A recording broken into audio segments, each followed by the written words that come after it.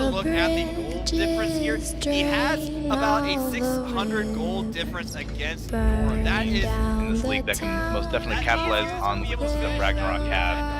Certain teams I'm thinking about are both Southern Utah teams, SULES A and B. Personally, out of those two, I might have to give it to the B team as of right now. Could be potentially up, but I also think that we could see a very standard tournament, but it's going to be very exciting no matter what. And I truly cannot wait to see what happens next. I'm very excited. As captain of Clipsbury, my personal expectations for the team is I believe that we can definitely make quarterfinals, but at the same time we're obviously going to be fighting. I guess my expectations is just to have fun. I mean, that was really the big goal of our whole team anyway this entire season, was just, have fun. So frankly, all the other teams other than Ragnarok and us are pretty irrelevant, and I expect to see them in the finals.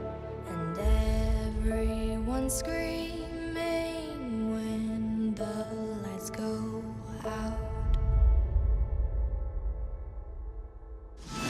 Mars and Salty's platoon are left out in the open, so now Theomars is trying to go in and get those Qs. Oh, he got him! Ultimate. Salty's going in with the Q and gets the root off on 3 people, but SaneXZ getting an ultimate off on Theomars. Theomars!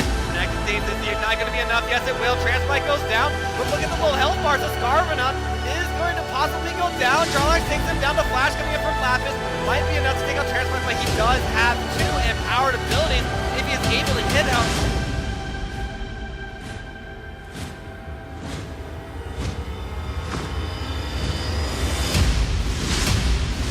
Let's goes in! Counter strike from having to use his ultimate, but OG's Rexel is actually getting killed here. If you're in one of those, you're ranked to not get reset. They jump right onto Crash Cart, and Theomars immediately bursts him as he just gets the C-Log. Business goes down as well. And this is the sheer team fighting power of Vape.io. Vodka hits the hook onto Joey Fan. Looks like they're going to hit the go button right here. They're going to forget Dragon. Vodka goes down. Business goes down in the back line there.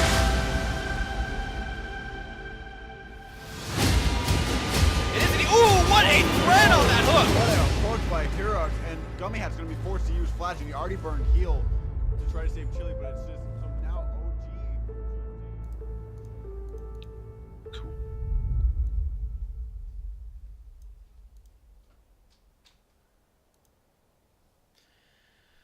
Hello everybody, and welcome to the TLE Spring Finals between Ragnarok and Impulse Ghosting. I am your host, as always, Revenite here, and joining with me here on the desk, we couldn't get him on Sunday, but we have him here today. Log, how are you doing?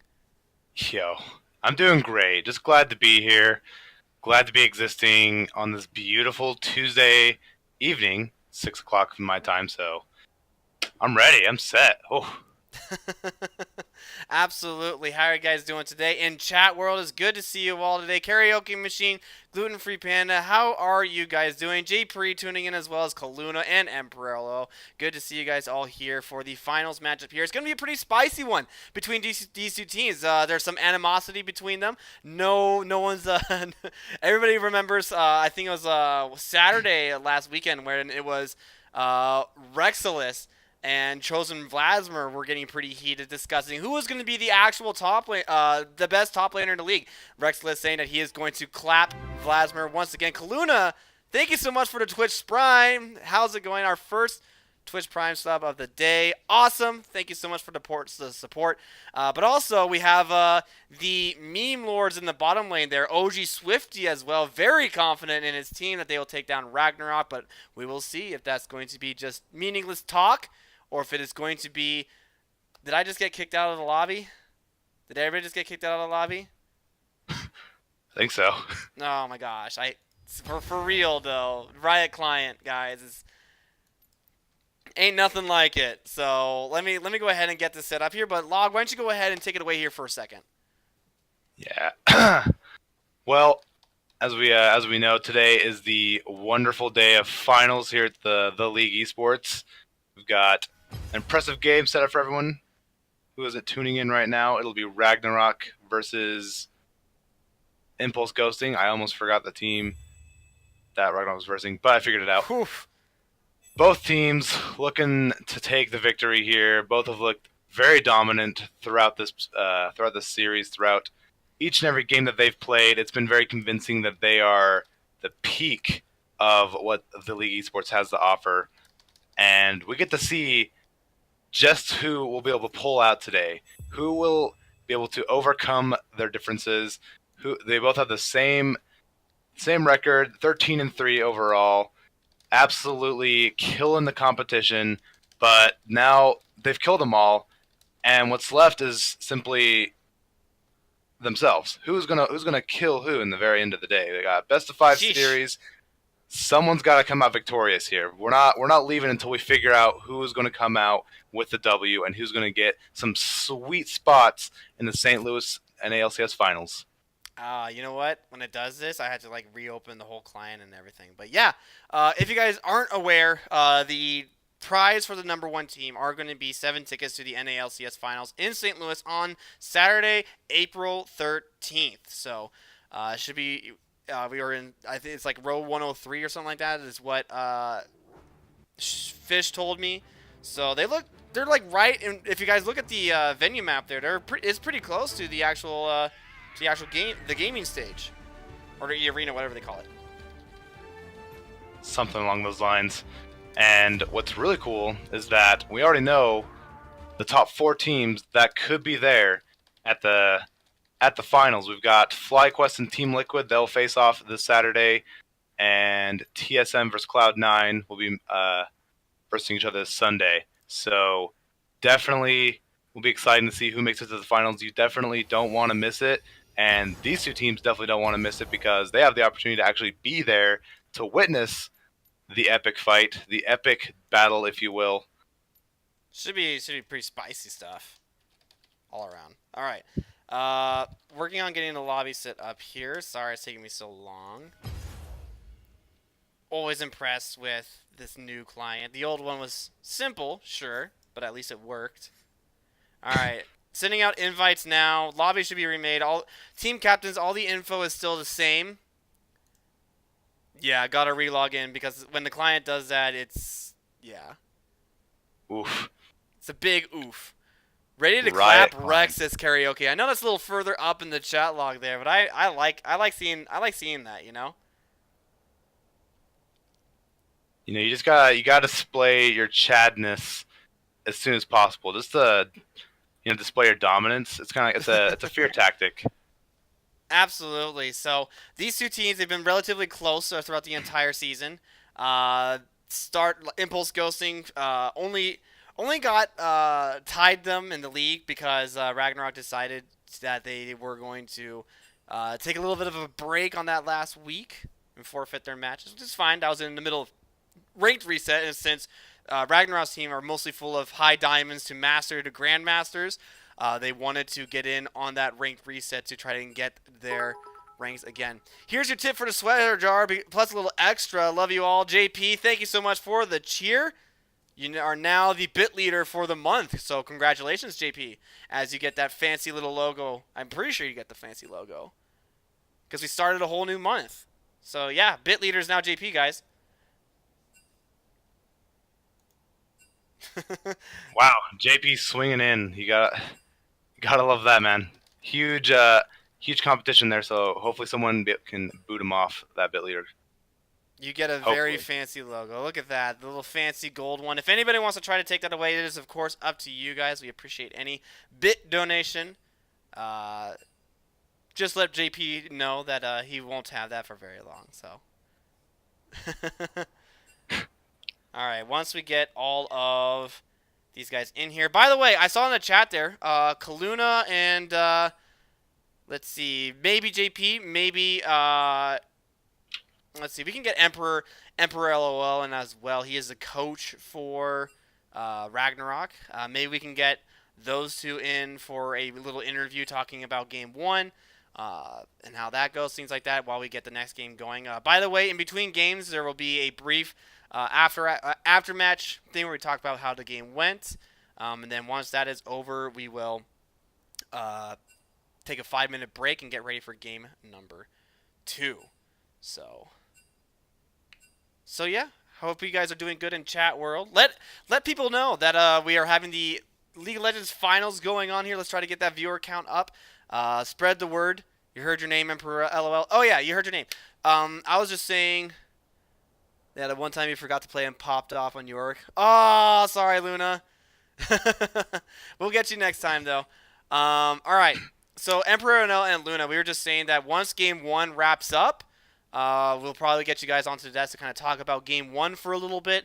And then after that, we will break for 5 minutes while we get game 2 set up, and then we'll kind of move on from there. So stay tuned, you guys. Make sure that you guys pay attention to the game, and make sure you guys have some talking points, because we would love to get you guys' feedback and thoughts from that.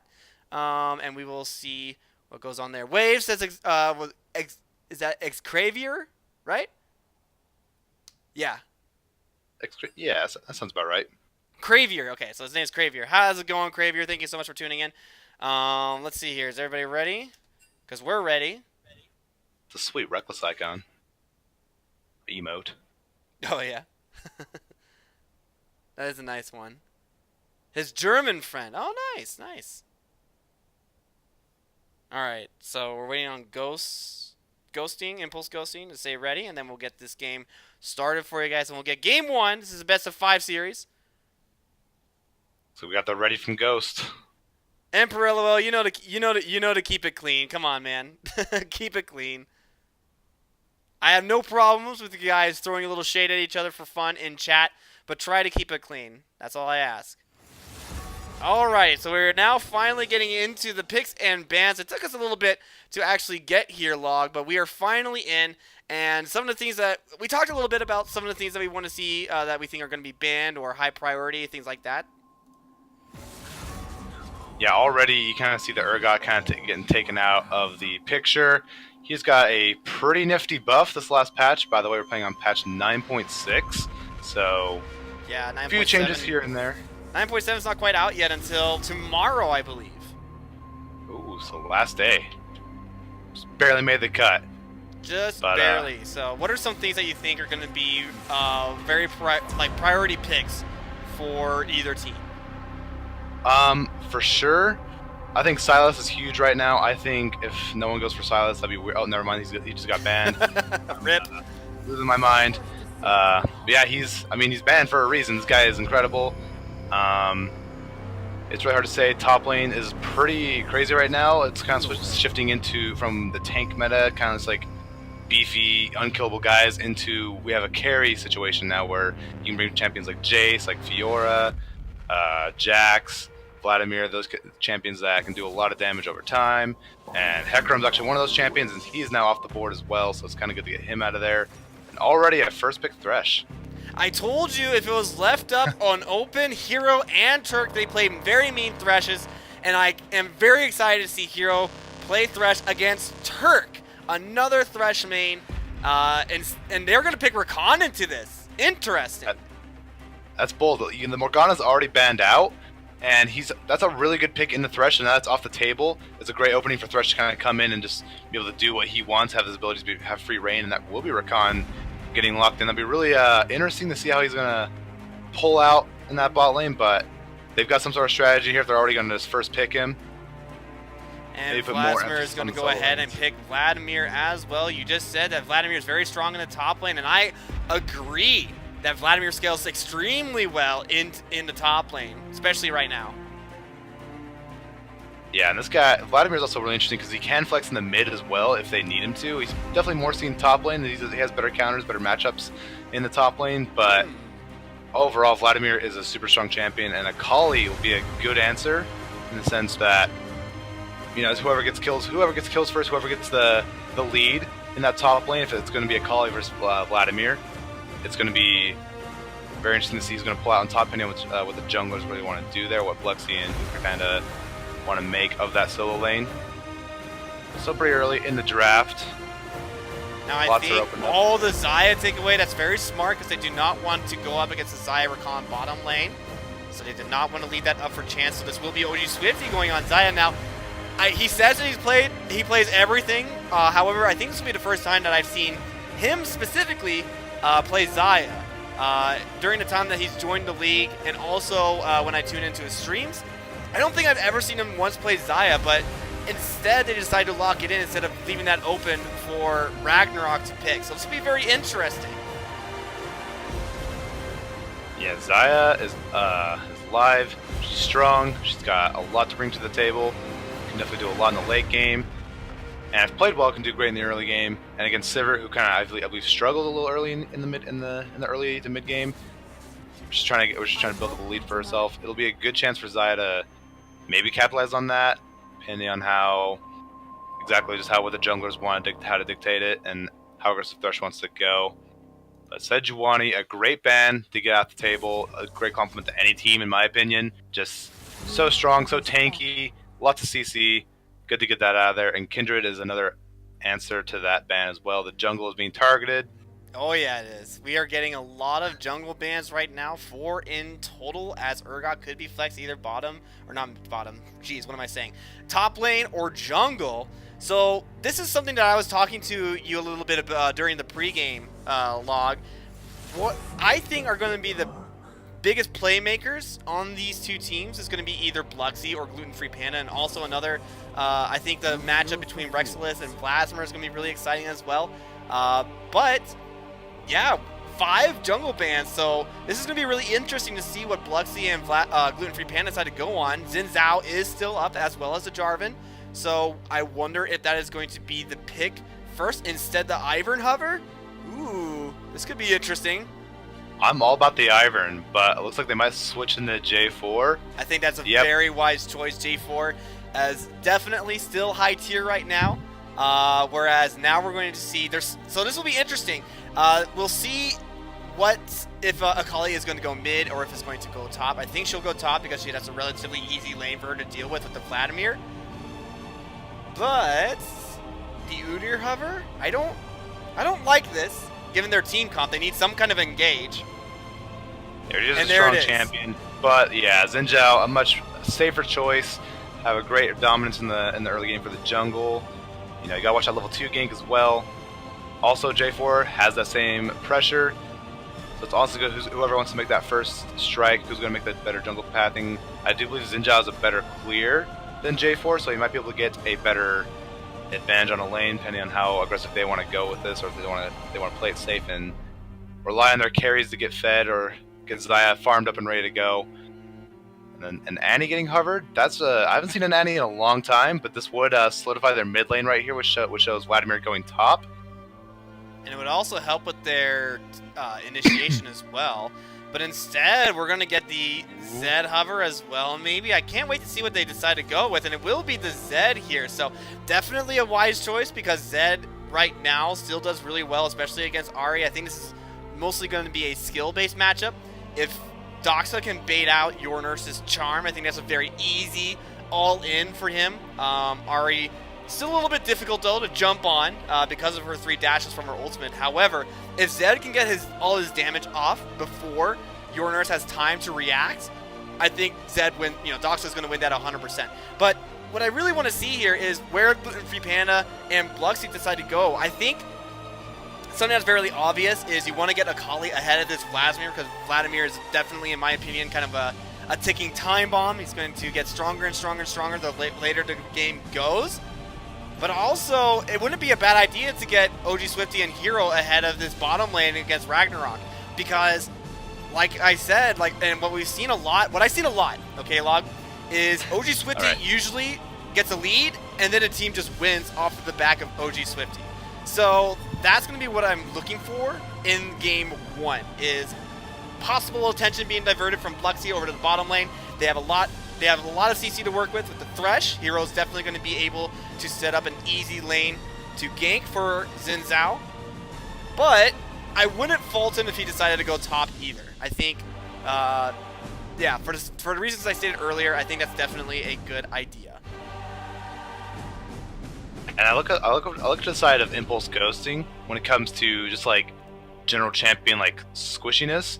They don't got a lot of beef to him. They got Thresh, who eventually gets tanky. They got Xinja, who could opt into it, but that just kind of loses all the damage that Zinjao would have and be kind of render him useless. Whereas you look over to Ragnarok's team, Jarvan, I've seen a lot more tank Jarvans come into the meta rather than full AD Jarvans, which Gluten Free Panda, he could do both. I think the tank would be really great because you already have the Vladimir, who will get pretty beefy as time goes on, and they got a great engage with Rakan. They got a really scary comp, and it's gonna be up to Impulse Ghosting to really just like win that early game hard, to do what they can. I want Bluxy to focus on that top lane, get that Kali snowballing, because that's going to be huge for them in being able to shut down the Sivir, shut down the Zed, and hopefully shut down the Vladimir, keep him just out of lane because of those ganks. That'll just be so great. But that's only speculation. I can only hope for this. I can only hope for the Akali outplays. We'll have to see. I mean, I'm very excited to see if Rexless is really going to dumpster, as he put it. This is a quote. If he is really going to dumpster Vladimir, or will it be Vladimir that's going to clap him once again? Spell it, chat. Well, That's shark bait. The champions could not be more perfect for this. Akali, if there's anyone to dumpster anybody with, Akali would be the go-to champion with so much style and flex that you can throw on everybody on the team, as well as your opponent. This could be a spicy top lane matchup we're going to witness. Absolutely. So we'll see what happens here, but it could be really fun. I'm really excited to see Gluten Free Panda and Bluxy go head-to-head here. If they meet each other in jungle, I think it'll be very interesting to see who is going to react first. I think the mid lane matchup is equally going to be exciting once they hit level 6. I think until they hit level 6, it's going to be, they're going to trade abilities every once in a while, but other than that, I don't think there's going to be a whole lot of kill pressure until level 6. However, in the bottom lane, you pick Xayah Thresh, and you have Rakan on the other side as well. You know that once the jungler gets close, something's going to happen. So it's going to be really interesting to see how they play off of each other, if Impulse Ghosting is going to be able to bait the bottom lane of Shinmatora and Turkey into a lane gank like that. But we'll see. I think it'll be very difficult because both Turkey and Shinmatora, they're smart. They'll be able to smell that coming a mile away, I think. They've got everything working for him. They got a lot of safety. They got Rakan. As great as engage he is, he can also disengage very well. And the Sivir, she got the spell shield. It's a classic. It's a trademark for her. So it's honestly up to them if they want to remain safe or if they want to ultimately throw this lane. But we're finally getting the game now. Game 1 of the series. I'm hyped up for this one. We're both really excited for this one. This is the clash between titans, essentially, is what we have here. So after all of the trash talk is said and done, we will now get to see who is going to truly deserve to that number 1 spot, essentially. And like I said, both of these two teams, there's definitely a friendly rivalry between them, as they all kind of know each other through other tournaments, and they were at one point part of the same organization. I think they still are. Not sure though. But they still are very good friends with each other. So as you always know, when friends go head to head, it gets pretty bloody. Oh yeah. They know each other's strengths and weaknesses. They know exactly how to push your buttons, to say the least. So it's gonna be. I think we're gonna see a game that we usually would not see. But these best this best of 5 will bring out the best of what we just could not see in the past few games and the series in general. And honestly, these two teams are perfect for it. I really hope for some action. We might just see something here. If your nurse, depending on what your nurse leveled, which he did level the charm first, that will be a charm hit onto Gluten Free Panda. And Gluten Free Panda takes a lot of damage, actually. I believe that it's definitely going to be him having the back right now, but not too bad. As already in the mid lane, it's kind of turned into a little bit of an ARAM with Vladimir still sticking over in the top lane, just deciding he didn't need to be a part of it. And also on the flip side, we also have Xayah as well, who's just kind of chilling. But yeah, we definitely got to see a little bit of the BM, as Gluten Free Panda is forced to just make the slow walk over to the red buff. Yeah, I honestly don't think Gluten Free Panda was expecting the taunt to be started, which, it's an Ahri. I'm always super cautious in the early game, and when it comes to a taunt, and just like a lot of damage that Ari has already in the early. You know, gotta respect it, and he paid the price for it. But things will go pretty well for him right now. It's pretty basic start. Both junglers start in the red buff, and they're gonna try and path their ways to their respective lanes. Then Zhao's in a better spot for a gank top lane, but we'll see what happens. It's so early in the game. Both scuttles will go to their respective teams. It's pretty standard right now, honestly. So far, yeah, this is definitely something that we both kind of thought was going to happen with, Gluten-Free Panda and Bluxy definitely respecting each other. We'll see Bluxy go over to possibly threaten actually a very early gank against Vladimir. This will be really interesting if he can pull this off, but needs to be pretty careful. But it looks like they are going to hit the go button actually. Vladimir did wait until just the right moment to use his pool, and didn't level it into Tides of Blood, which is a very smart thing to do. And nothing spent, nothing wasted. He was pretty blind up there, no vision, so it was a great gank by Bluxy coming in, but it's Vladimir. Got his pool level 2, expecting that almost. So definitely, yeah. Bluxy is for sure. I mean, you've seen it every once in a while, but Bluxy is definitely a very aggressive type of jungler. So I think it was very smart for Karaoke to assume that Bluxy was going to try a level 2 cheese. So a good job by him to be really patient and, wait until the right moment to actually level that ability. But in the meantime here, we do have Gluten-Free Panda. He's relatively low on mana, but just waiting for, I think he still has enough to be able to get his abilities off, and they were just waiting for the right moment to go in. And Turk is going to go in. OG Swifty's dropped down really low. He has to flash to respect the QE combo, but actually the Q hits from Shimlator, and that will be first blood over for Turk as OG Swifty gets sent back to the fountain. And just a single ignite was used while OG Swifty had to burn his flash. That was a great pickup, great gank overall, and just the range that the Sivir Boomerang has. You have to respect that. Sivir does have a weak early game, but her damage is nothing to sneeze at, to say the least. So, and obviously OG Swifty kind of paid for that with his life, and the gold lead is now huge for Shimitora. And now Cole's actually going to be picked up by Zaya as well, by OG Swifty, knowing that this lane's going to be already pretty tough. Absolutely. What is the right caster elo? Log, you're like, what, gold, platinum? I'm gold right now. Yeah. It sounds like it's got a decent IQ. I mean, we're both kind of idiots here when it comes to playing, at least for me, I'm dumb when it comes to playing the game. Yo, Reaper is like one of the best coaches in the world, and he's like, I think he's like high gold, mid platinum, I think, right now. Something like that, yeah. Your Nurse actually taking a lot of damage from Doxa, as Doxa establishes the lane dominance relatively early here, and I think this is pretty obvious because it's a lot easier to get the combo off from Zed than it is onto Ari. Hero has to be very careful here. Is going to be possibly jumped on here. Yes, he does. Turk goes in. The EQ combo would have landed there. And that will get the respect flash from Hero. So already, Summoner's being burnt out here. Doxa didn't have to burn a single Summoner as well, as his Shadow was still up when Bluxy tried to go again. But Bluxy getting chased down a little bit by Gluten-Free Panda. And so far, I mean, still relatively quiet. Yeah, and honestly, this Earth Trick would be great to pick up right now. They did really great pushing off Bluxy, but the pressure coming in from this bot lane is so huge. Even though even though they were able to pick up the first kill for Impulse Ghosting, it literally, or not Impulse Ghosting, for Ragnarok. Wow, holy cow! For Ragnarok, they were able to pick up the first kill, but it just doesn't matter because it's Zaya and it's Thresh. They just have so much pressure as champions. They have so much push potential, and they're utilizing that. So the Earth Trick will remain there. Bet you Gluten-Free Panda really wanted to pick that up, but he was not able to make a play. Too risky, and in a game like this, you just don't want to take those kind of risks. Solo queue, absolutely. You'd be silly not to, but... Speaking of risky here, Doxa really wants to kill Your Nurse here.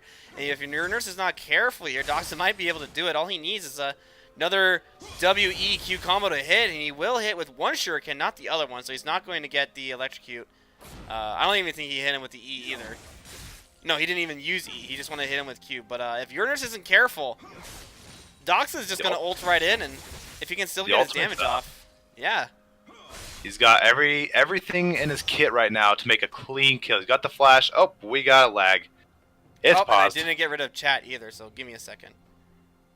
But we do have a little bit of lag here, as you can see from the chat there. Apologize, guys. But yeah, we got a little bit of a delay while we are going to figure out and sort out that issue. So we're going to bring it back to the caster desk here. So so far, it's, you know, outside of that lane gank over in bottom lane, it's been a very quiet game. There's been threats of people possibly dying, but however, so far, nothing quite has happened just yet.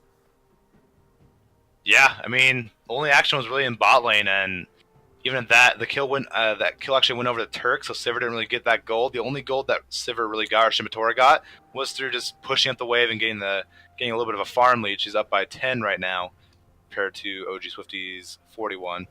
Or yeah, Shimitora's got 51. I said 10, thinking, okay, yeah, y'all get it. But ultimately, it's still relatively even down here in the bot lane, so nothing crazy's happened. The pressure is there with the Thresh hook and Rakan potential to go in. I believe the Thresh has a better engage, but the level does favor Shimitora and Turk right now.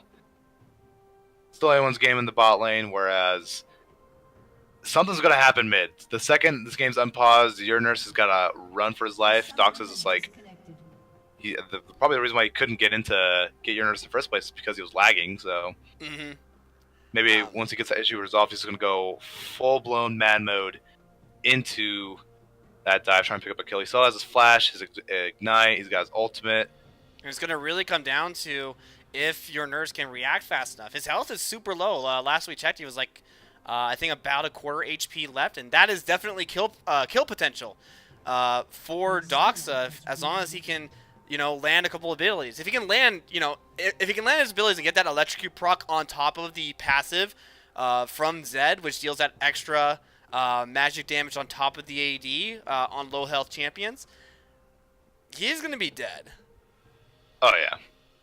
But yeah, no doubt about it. That's the he might even be dead before the Zed ultimate debuff procs, I think, if he can just land it. But yeah, it's going to be interesting to see what happens here, as Doxa is going to be able to reconnect and hopefully fix that issue there. But over in top lane as well, it's been relatively quiet actually in top lanes. They've been just both, you know, kind of quietly farming. Vladimir getting pushed towards his tower a couple of times, but I think that kind of, you know, happens as Akali, Akali's trading is a lot easier with that Twilight Shroud to get your damage and your combos off than Vladimir is, unfortunately. So now with the pause being taken off, we're gonna go ahead and go back and yeah, just thinking about it. Business as usual. He still is. He did. Oh, he missed his entire combo, and Doxa did dodge the sidestep that charm there as well. That could have been pretty big damage actually, as your nurse is now going to go back manaless and now ultimateless. It is not a very good idea for him to stay, but Bluxy needs to be very careful as well, because he does not have a mid laner who's going to be able to back him up here. But it looks like Gluten-Free Panda is going to just make him back off, and this will be some turret gold going over to Doxa as well. And ultimately, it's really good. You can kind of notice that both junglers kind of positioned in near the mid lane to make something happen. Bluxy's there to make sure Doxa doesn't get away scot-free if you're sort of fall. But over in top lane here, we are getting some damage put down, but it looks like the Vladimir did leave the pool down as well. So far, not quite death yet, but Rexilis is definitely thinking about it. So far, at least he is right when he says he's going to win the top lane matchup. Yeah, he wants it. He's only up by about 3 CS, but that's only one side of the story. And right now, you can kind of see he's already engaging with bot lane. We do have flashes working. Ignite goes down from Turk as well. He does hit the hook though, but here comes Gluten-Free Panda, getting both members actually of Impulse Ghosting caught in that Cataclysm.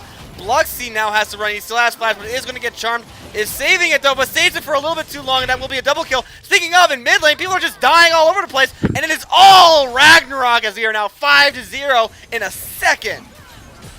Wow, unbelievable Cataclysm by Gluten-Free Panda. Out of nowhere, just raining on these guys' parade in the bot lane. Just absolutely so much damage coming out. They took one too many hits from the Sivir, and that resulted in their immediate death. Well, when we weren't even looking, Summoners burnt on all sides for the mid lane, but is Doxa coming up with the kill on the Uranurse. And there's the lack of ultimate that Ari had. She did not have her ultimate. She used it to stay alive for that last engage, and Zed didn't use his, so it was a great opportunity for him to go for it and got the great solo kill. Absolutely, Now, and it looks like they will be able to get they'll be able to get the Mountain Dragon. No contest. Well, they're gonna let it reset a little bit, but it's not gonna be contested as Bluxy is over on the other side of the map, possibly thinking about taking away the red buff of Gluten Free Panda. And there we go. Now they know that they went over towards Dragon, but yeah, just. There's a ward there, and Bluxy's now getting some good counter jungling off. He might want to make something happen top lane too. Their lane's pushed up in their favor. Kali's got stuff. She's got a Bilgewater Cutlass. It's on cooldown currently, but they might go for a dive. They're thinking about it. They know Gluten Free Panda is nowhere in sight, and this would be a great lead for them. They can get something, give something to a Kali especially, which at this point is their main win condition. The way they're actually going to pull out of this game on top is snowballing resources into the Akali, getting her in a position where she can 1v1, but it looks like Karaoke Vladimir is not having any of Bluxy's business in this jungle. Definitely not. Pushing him off the cross so that he can't get any more. However, that will put him just a little bit out of position for Rexilis here. Doesn't have pool now, so I'm really curious to see if that will be the way in for Rexilis. But Bluxy is still spending a whole lot of time actually here in top lane. Still... Uh-oh, but speaking of in mid lane, your Nurse is going to try to dodge the damage, but that won't be enough as he will go down here. His charm was missed, and Doxa goes all in and gets the kill here. Speaking of over in mid lane, Bluxy is going to almost knock him up actually, but a good flash there from Vladimir. Now Bluxy's all by himself in between two members here. Another Catechism goes down, and as Bluxy going down, and so far Impulse ghosting, really struggling to try to get any lead anywhere.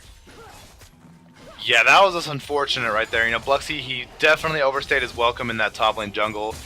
Or in that red side of the jungle for Ragnarok. Vladimir saw him, did a lot of damage to him, but he still decided to stay after that. Went for the Krugs, got greedy, tried to go for a dive and got really close, but Gluten Free Panda knew that and just honestly took his time, strolling all the way up all the way to that top lane, and is able to pick up a great clean kill on the Bluxy. And that's going to be very hurtful for Impulse Ghosting's jungle, but the engage will continue. Then the back and forth in this top lane is still real. It really is. So Rexilis is going to have to respect just the damage and potential from Gluten Free Panda and from Karaoke. But yeah, I mean, just really unfortunate. I mean, Bluxy right now is 2 levels behind of Gluten Free Panda, level 6 to level 8, and down about 1,000 gold, 1,100 gold actually. So definitely not something that you want to see your jungler on, especially a Xin Zhao, as it's going to be a while before he can start building somewhat tanky, and even then, you know, at best he's going to be a blue bruiser. Ooh, your Nurse actually getting some damage, good damage down on the Doxa. Doxa's ultimate not quite up yet, so a few more seconds for that. Noji Swifty picking a fight against Shin Matora, a full item ahead. Definitely not a trade that he wants, but so far, Ragnarok just seem to be everywhere on the map. Yeah, they're making plays. They want to get this red buff, but they want, you know, Impulse Ghosting, they want to contest it. They want to do something, but they simply can't. They know the damage is just not there anymore. What they had in the early game for an advantage is gone, and now the dive is going for OG Swifty. Yes, it is. It's going to be Turk that's going to ult, and he's going to try to flash out of the way. Does actually successfully dodge all of the CC. So that's actually a really good play by OG Swifty to stay, you know, keep himself alive there. Did have to burn his flash though in order to be able to do it. Rexilis over in the top lane. Meanwhile, did get the Cutlass proc as well, but Vladimir is also going to survive for now. But Hero's got to be very careful as he is in the wrong neighborhood. And here comes the rest of the team. Gluten Free Panda knows that OG Swifty does not have flash, goes right onto him, but he gets rooted down by OG Swifty using the recall from his daggers. And multiple flashes being burnt there, but so far, no deaths again. As Impulse Ghosting, they got really, really close. Bluxy's going to keep trying to chase this, but I don't think he's going to want to chase that for very long. But Ragnarok gets really, really low, and they just have a problem dying here at this point. They get so close to killing Gluten Free Panda. Like, honestly, you just hate to see that, where you burn all of your resources, you do what you can, but you don't have anything to show for it, and it's really starting to show for Impulse Ghosting. They're going for anything, and they're kind of getting caught out, and they're possibly tilting. They might be feeling a little bit of that heat right now, just with wow, that damage is unreal. Oh, he's going in again! He's going in! Doxa doesn't quite have...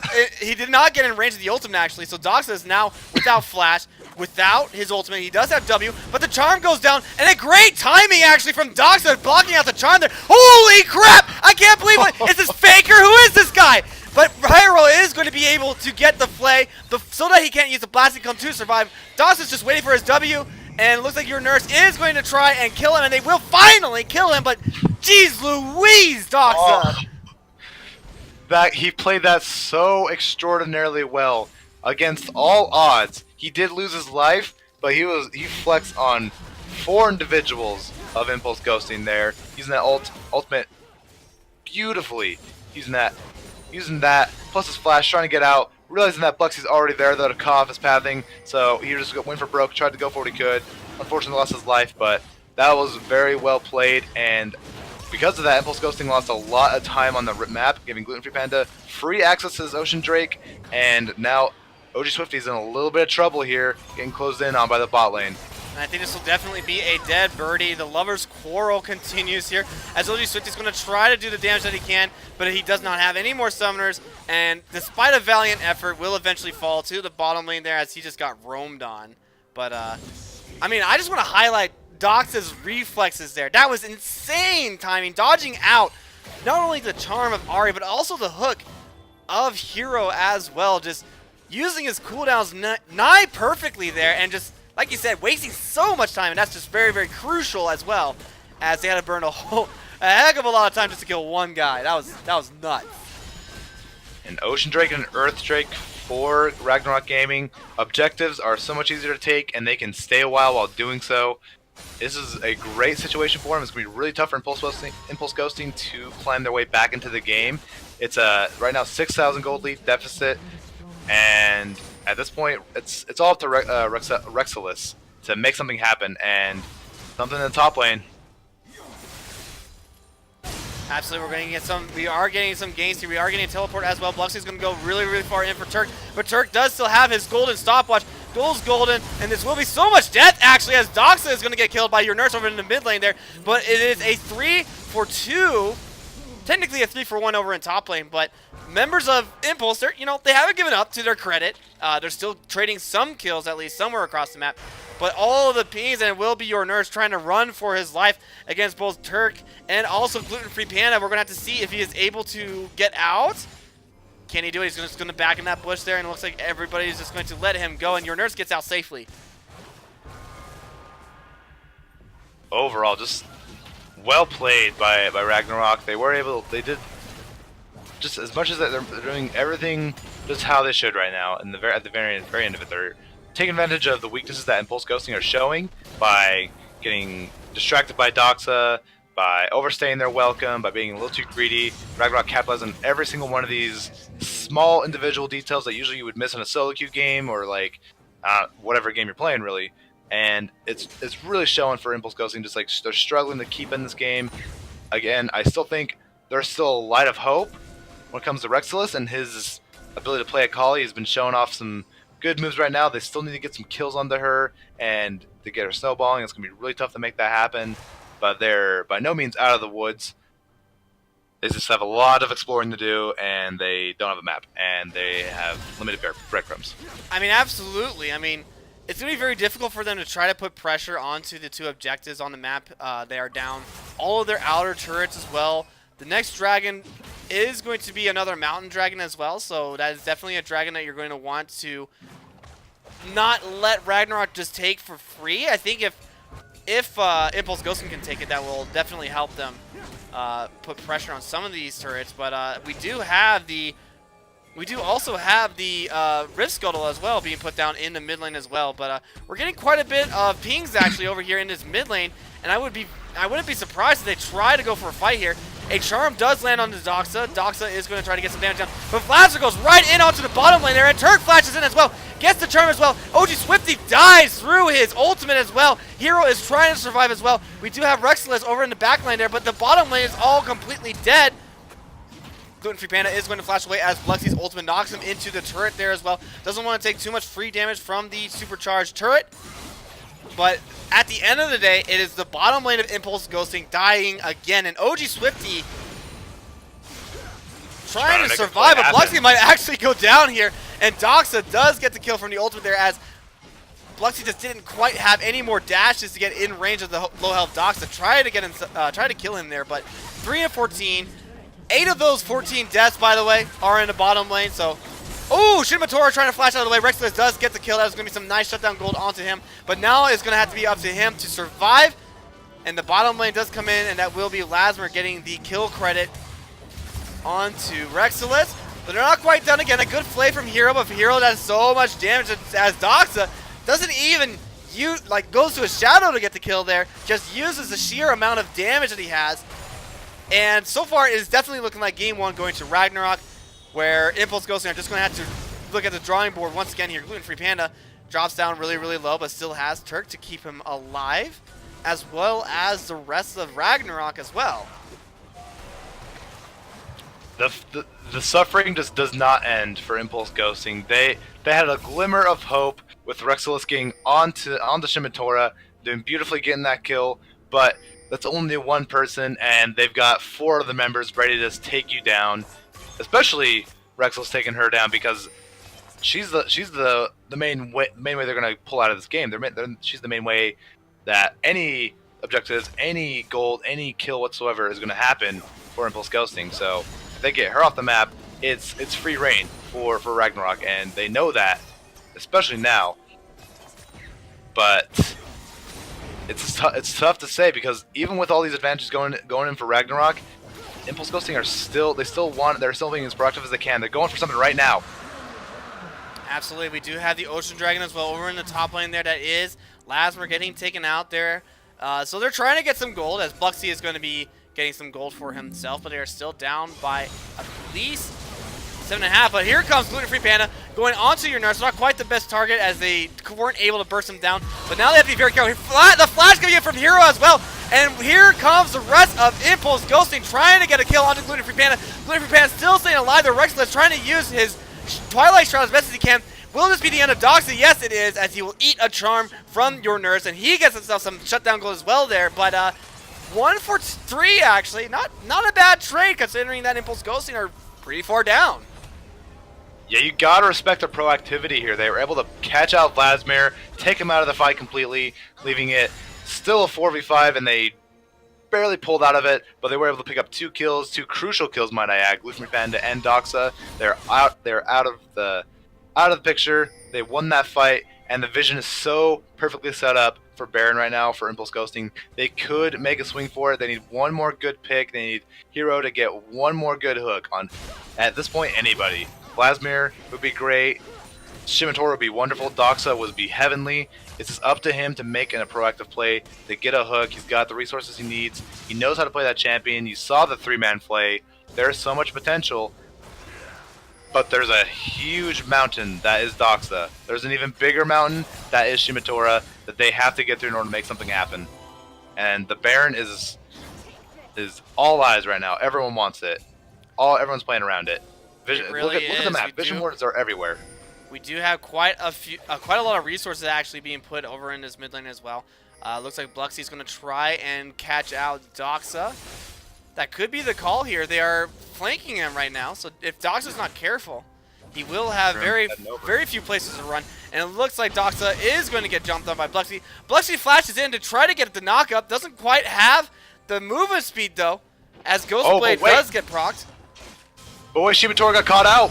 Shimitora got caught out. Your nurse flashes out of the way. He is now on a rampage, so that's definitely something that you really want to see. Hero doesn't quite connect on the hook onto Doxa, but at least for now, they do have a glimmer of hope. It's not in OG Swifty, where I thought the hope would have been, but it looks like it's going to be in Your Nurse this time. And I commented last time that we saw them on Saturday, Your Nurse typically spends a lot of time in the shadow of OG Swifty, but it looks like this time, Your Nurse is saying to OG Swifty, bro, I got you, get in my back, and let's go. Saying step it up, you know, 0-5 right now coming in from OG Swifty, but a sweet 4-2 coming from Your Nurse. Honestly unexpected, with Doxa just doing so well, kind of controlling that lane for the better half of the game right now. But at this point, the charms are so huge Dimitora didn't even expect that charm, doing so much damage along with everything they already had. She's almost got 2 complete items. This is looking pretty good for Impulse Ghosting, all things considered. For now, all they have to do is just try and get these picks. Thankfully for them, Gluten-Free Panda is not quite tanky just yet. He's still relatively squishy, as well as Chosen Vladimir. Vladimir is stacking up the damage with the Spellbinding and Spellbinder. And the Proto Belt doesn't quite have any health stacking just yet outside of Proto Belt. So still relatively squishy. And as long as Hero can get a good hook, I believe, on anybody, you're absolutely right, they can definitely go in on it.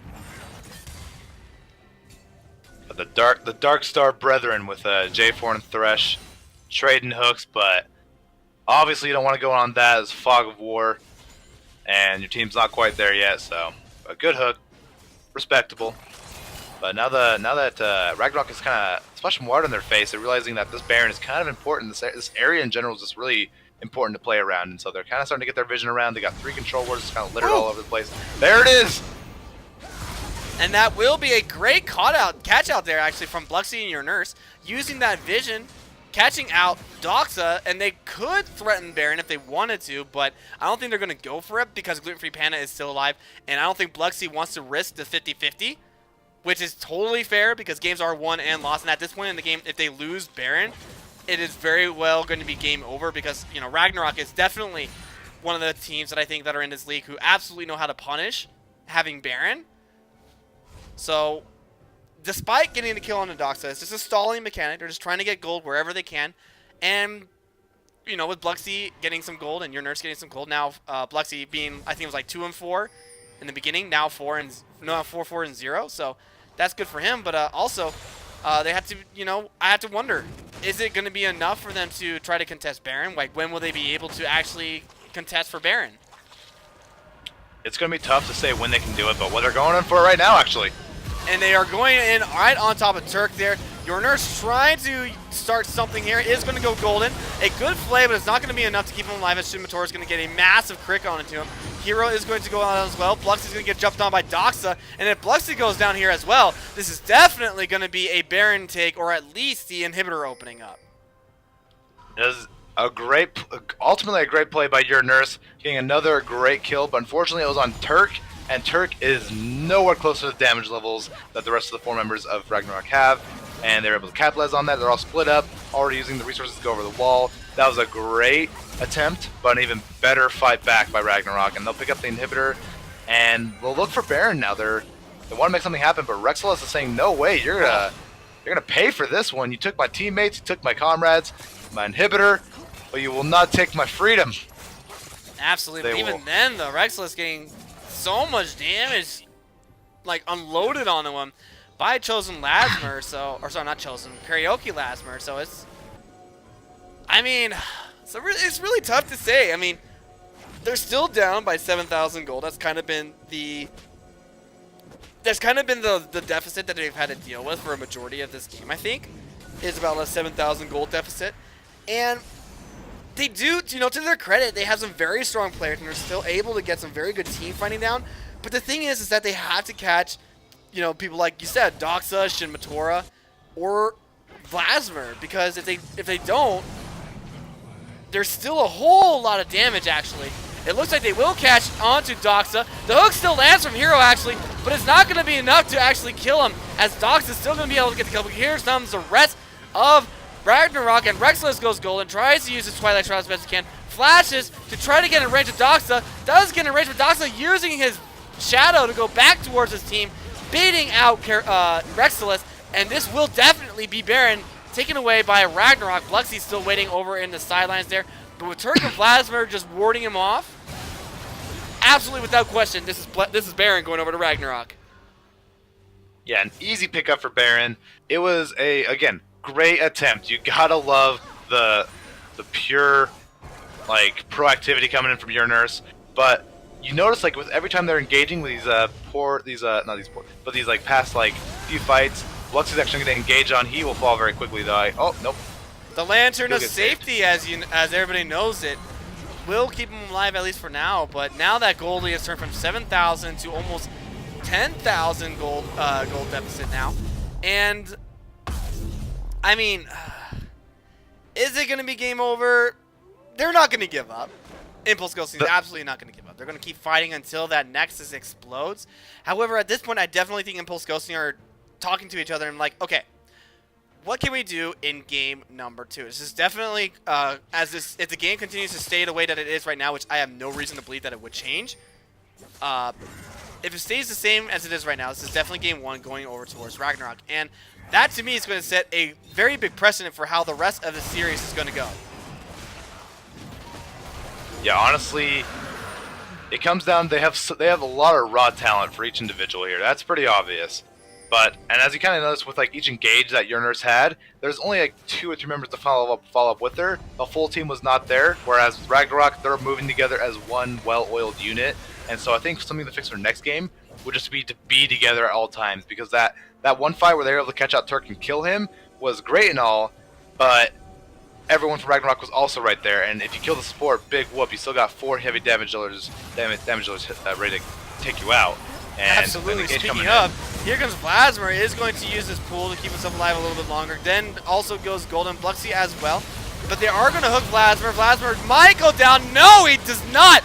And instead of Vladimir going down, it's actually every single member of Impulse Ghosting going down. All that is left is Rexless, and Rexless is just going to hang out over by the fountain because this is definitely going to be game 1 going to Ragnarok with 2 Mountain Dragons out of 4. This is definitely going to be a dead Nexus. Rexless just trying to keep himself alive. He will succeed, but at the cost of his Nexus going down. Game 1, Ragnarok. That was well played overall by both teams. You got to give it to them. A great game 1. Ragnarok does come out on top with a dominant early game and the ability to capitalize on mistakes, doing everything they can to keep themselves in the game. Not just in the game, but ahead of the game. Whereas Impulse Ghosting, they did great. They did everything they could as well, but they gave it too much in the early game to really allow Rexilus to do everything. Whereas Doxa was popping off left and right. Shimatora had a lot of good damage. Gluten Free Panda was everywhere and anywhere. It was well played by Ragnarok and a great start to this series. Certainly as what it was. As we take a look at the damage here, your Nurse and Rexless, they tried their best, but I think the only weakness really was the fact that they didn't have a good 80 damage dealer. The real threats were both coming in from Rexless and from your Nurse, but unfortunately the bottom lane, they just couldn't get OG Swifty or Hero really ahead. I mean, OG Swifty, I think, did he end that game killless? Did Swifty kill anybody? No. No, he did not. As we see now, he wasn't able to really be able to kill anybody. So we're going to go back to the damage graph there, but you're absolutely right. The numbers don't lie. They tell the story themselves there. Doxa leading in the damage roll, and Vladimir as well, doing some really good numbers as well, out-damaging the Sivir. But enough from us. If we can get Emperor LOL and also, CS Luna in the Aquadome on our Discord, we'll get them in here, and they can chat about it as we get the next game lobby set up for these guys. So we want to get them into the Aquadome so we can get them onto the caster desk so we can hear their thoughts on how that game went. Log, it was relatively close at one point in the game, but I think it was a very dominant performance coming out of Ragnarok, and that really kind of propelled them in the lead and over Impulse Ghosting. Yeah, exactly. This is great catch-outs by your Nurse. He did everything he could. Doxa honestly did not respect the charm, and he kind of got caught out for that. But at that point, when he was getting caught out, it was at that point where it didn't really matter too much. He did drop a few kills, and there was a little hope for Impulse Ghosting. But at the end of the day, they were able to capitalize because of the massive lead they built up for themselves. Just didn't matter how much you shot them down. They got right back up, and they killed you even harder. Baron, inhibitors, base. That's just how the game went. All right, just waiting for, really just waiting for them to jump into the Aquadome here. All right, so we have Emperor LOL in the Aquadome, so let's go ahead and drag him in here. Emperor LOL, how are you doing, my man? I'm doing fine. Kind of a bit pissed over last game, but I'm still doing fine. Happy that we took the game, but not happy in the way we took it. Right, and that kind of in that mid game there, it looked a little bit scrappy when it looked like Impulse Ghosting had a chance if they continue to get those picks to start to, kind of get themselves back into the game and start to kind of maybe snowball themselves into getting a lead as well. But honestly, it didn't really matter at the end there because there was that one team fight where they tried to go in on the mid lane there, and they got absolutely slaughtered all over the place. They were able, and then Ragnar was able to take Baron and then basically end the game from there. But one of the things that I really want to talk about and highlight is Doxa. What can I say, Korean mid laners? Just absolutely insane, dropping all of the moves there on stream. I think we got the clip there, and it is in submissions there as well. But what can you talk to me about your thoughts about the game and how it went for you? You said you were a little bit disappointed, but if you want to go more deeper into that, I would love to hear what you have to say. So yeah, I was extremely happy with how the first 50 minutes of the game went. Like, went total perfect. We didn't give anything in the first 50 minutes. And we just, like, every time they gave an inch, we took a mile for it.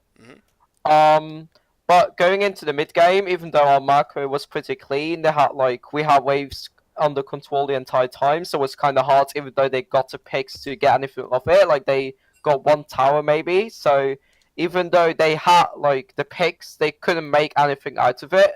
Like, the macro was clean, but the picture never happened. Like, those are mistakes that should never be made, especially because we had vision, so we exactly knew where she was at all times in the game, but we still got picked, which was quite unfortunate.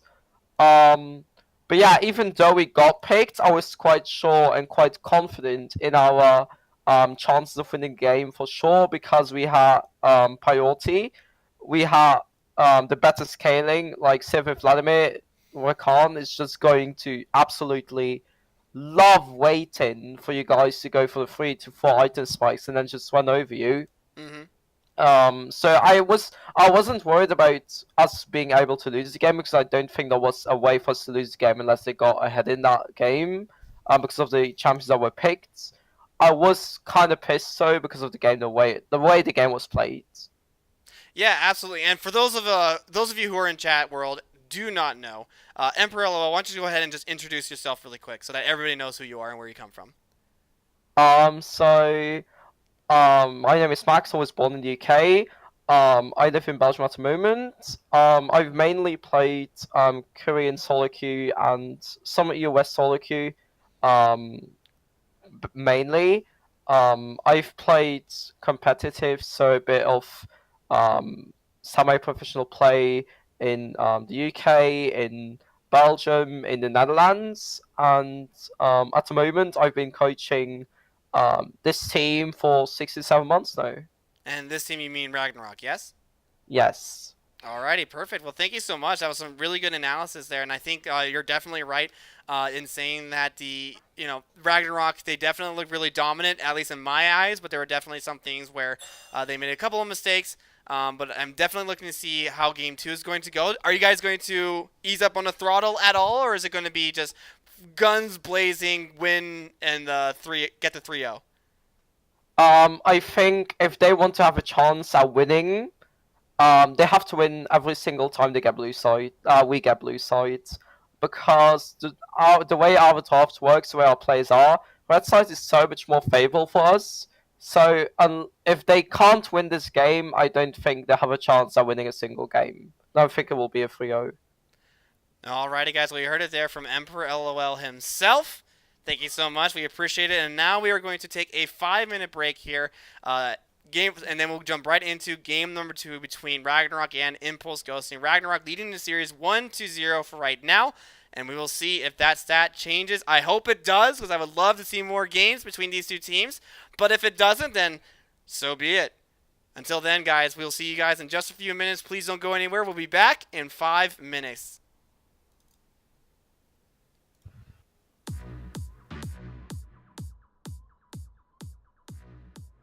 Maybe actually pick that one up, and they're going to actually take that tower. He picked it up a while ago, yeah. But there we go. Hold on, we got a team fight happening. Hero's entrance will come in. Here he is, but it's not going to be enough. Celtics will shut down Lucian, and Urgot's now on the run from the 3-man squadron here, earning away as fast as he can. And here we go. The Vape is now looking for their opening. They see it. They have it. They want They to go can for taste it. that gold. They want that They're falling gold. low. Here we go. Urgot's going in, and he's gonna fall. Execution. Pike will take him down. Echo's gonna fall as well, but shutdown. Wow, double kill over to the Pike, giving Orin a little bit of gold there as well. And you know, that was actually not a bad trade for Vape. You got to give it to him, as they're still going for more. Southern Utah. Oh my goodness. Oh no! Shutdown. Oh, somebody clip that, because that's what happens when Pike goes 9-1 and 4. Actually 9-0 and 4. Just absolutely dominating the fact of the damage coming from Vape.io over here. Good to see it. Oh, they did he get it. got it! What? He actually got it. Power Faces actually did get the dragon here. So many members of Eclipse Fury are going down. 1KE gets the shutdown gold as Mage Seeker does finally go down. Transfight goes down. That is the shutdown gold going over to Kaisa. That is not good if you're Eclipse Fury. But Night Hunter Rook, he sees that Kaisa has no mana. 1KE goes in and immediately bursts, and this might actually be, oh my gosh, 1KE is a god and kills everybody on Eclipse Fury.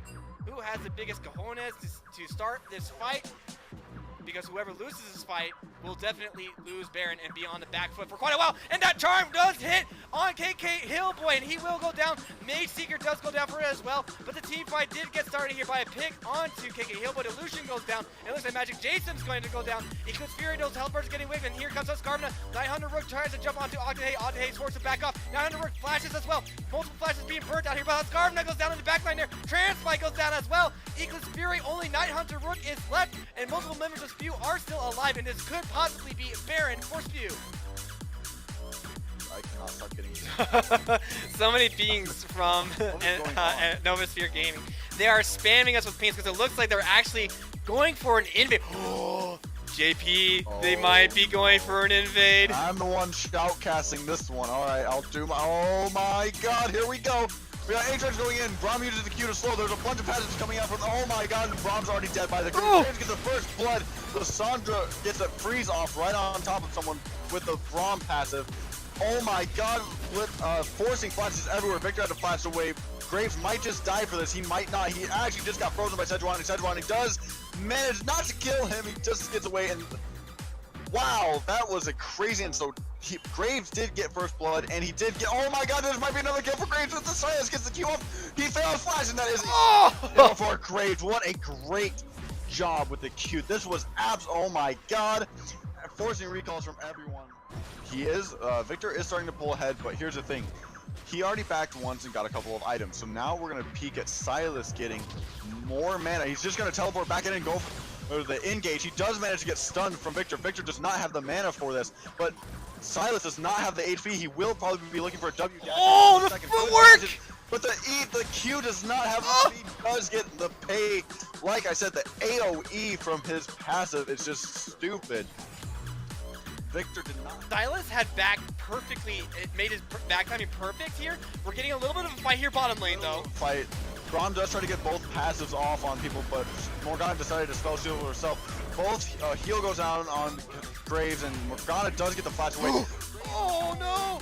Oh. Price for that one. Braum's gonna he does get the triumph from that, and that will be a double kill bottom lane. Graves needs to go back in before Morgana gets taken out.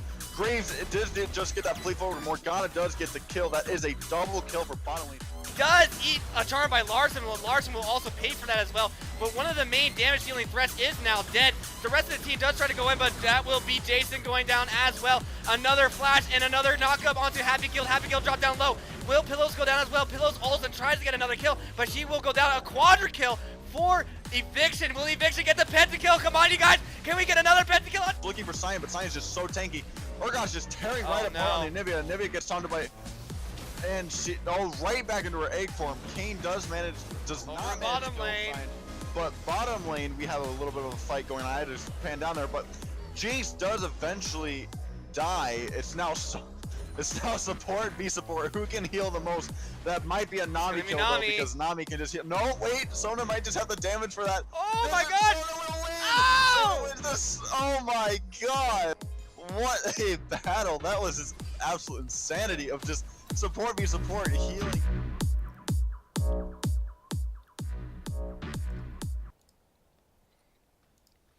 Alrighty, guys, we're back. Well, it's just me. Log is not quite back yet.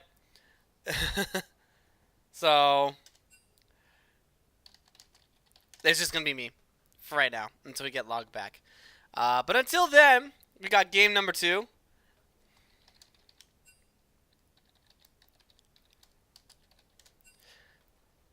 And as I awkwardly just kind of sit here with everybody, hello there, JP. Well, that was probably my worst impression of Obi-Wan. Hello there. I don't know what he does. Hello there. Anyways,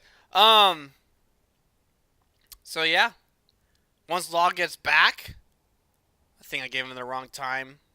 That video is about 5 minutes long. Ugh, excuse me. Sorry, I had to stuff my face there with some food. Haven't had a chance to eat yet. Riley's just staring out over at the window over there. I don't know if you guys can see it. But once Law gets back, let me see if I can't ping him through Discord.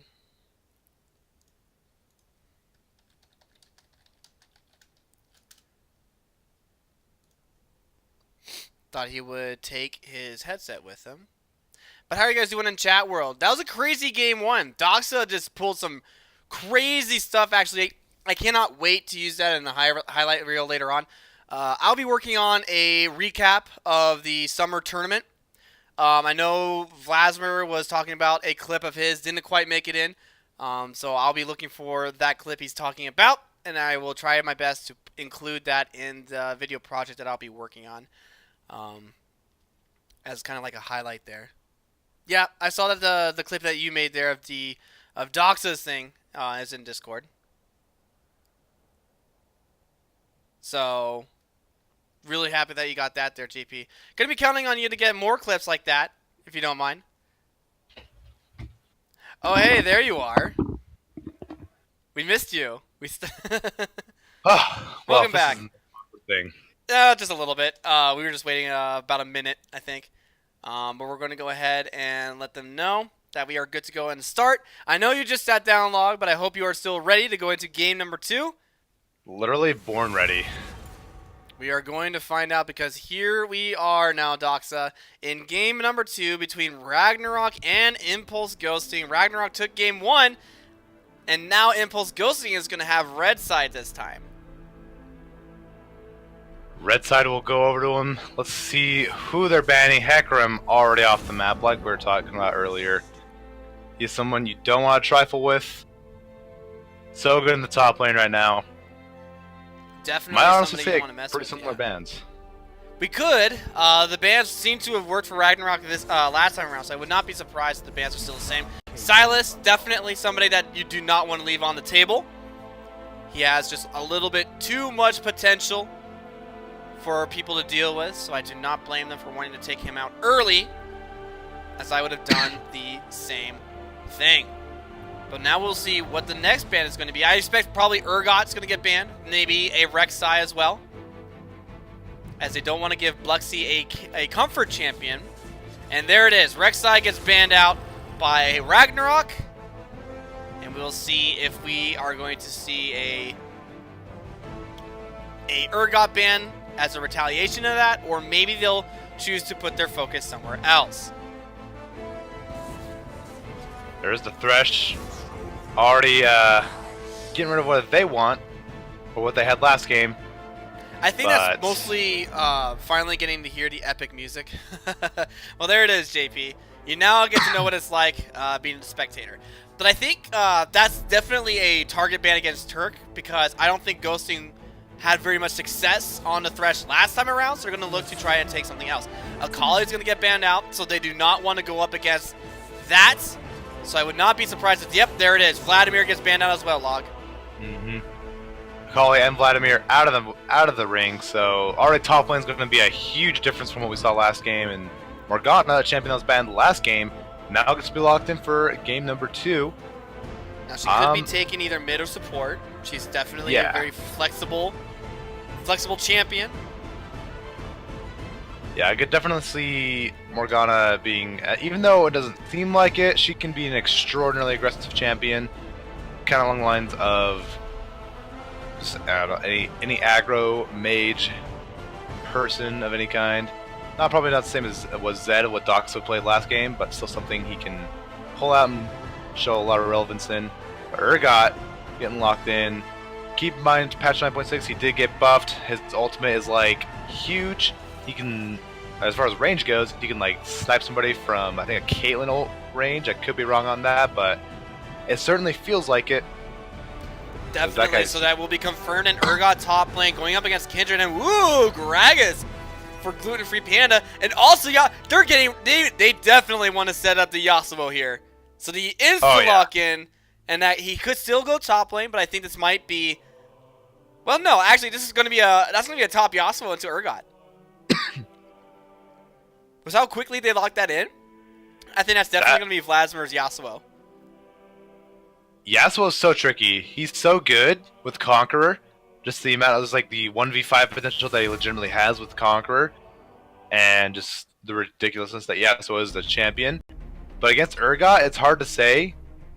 His W, Urgot's W, what makes him really strong, really tanky, is is on that like weaker side from compared to what it used to be. So maybe in the top lane, Yasuo can take that to his advantage.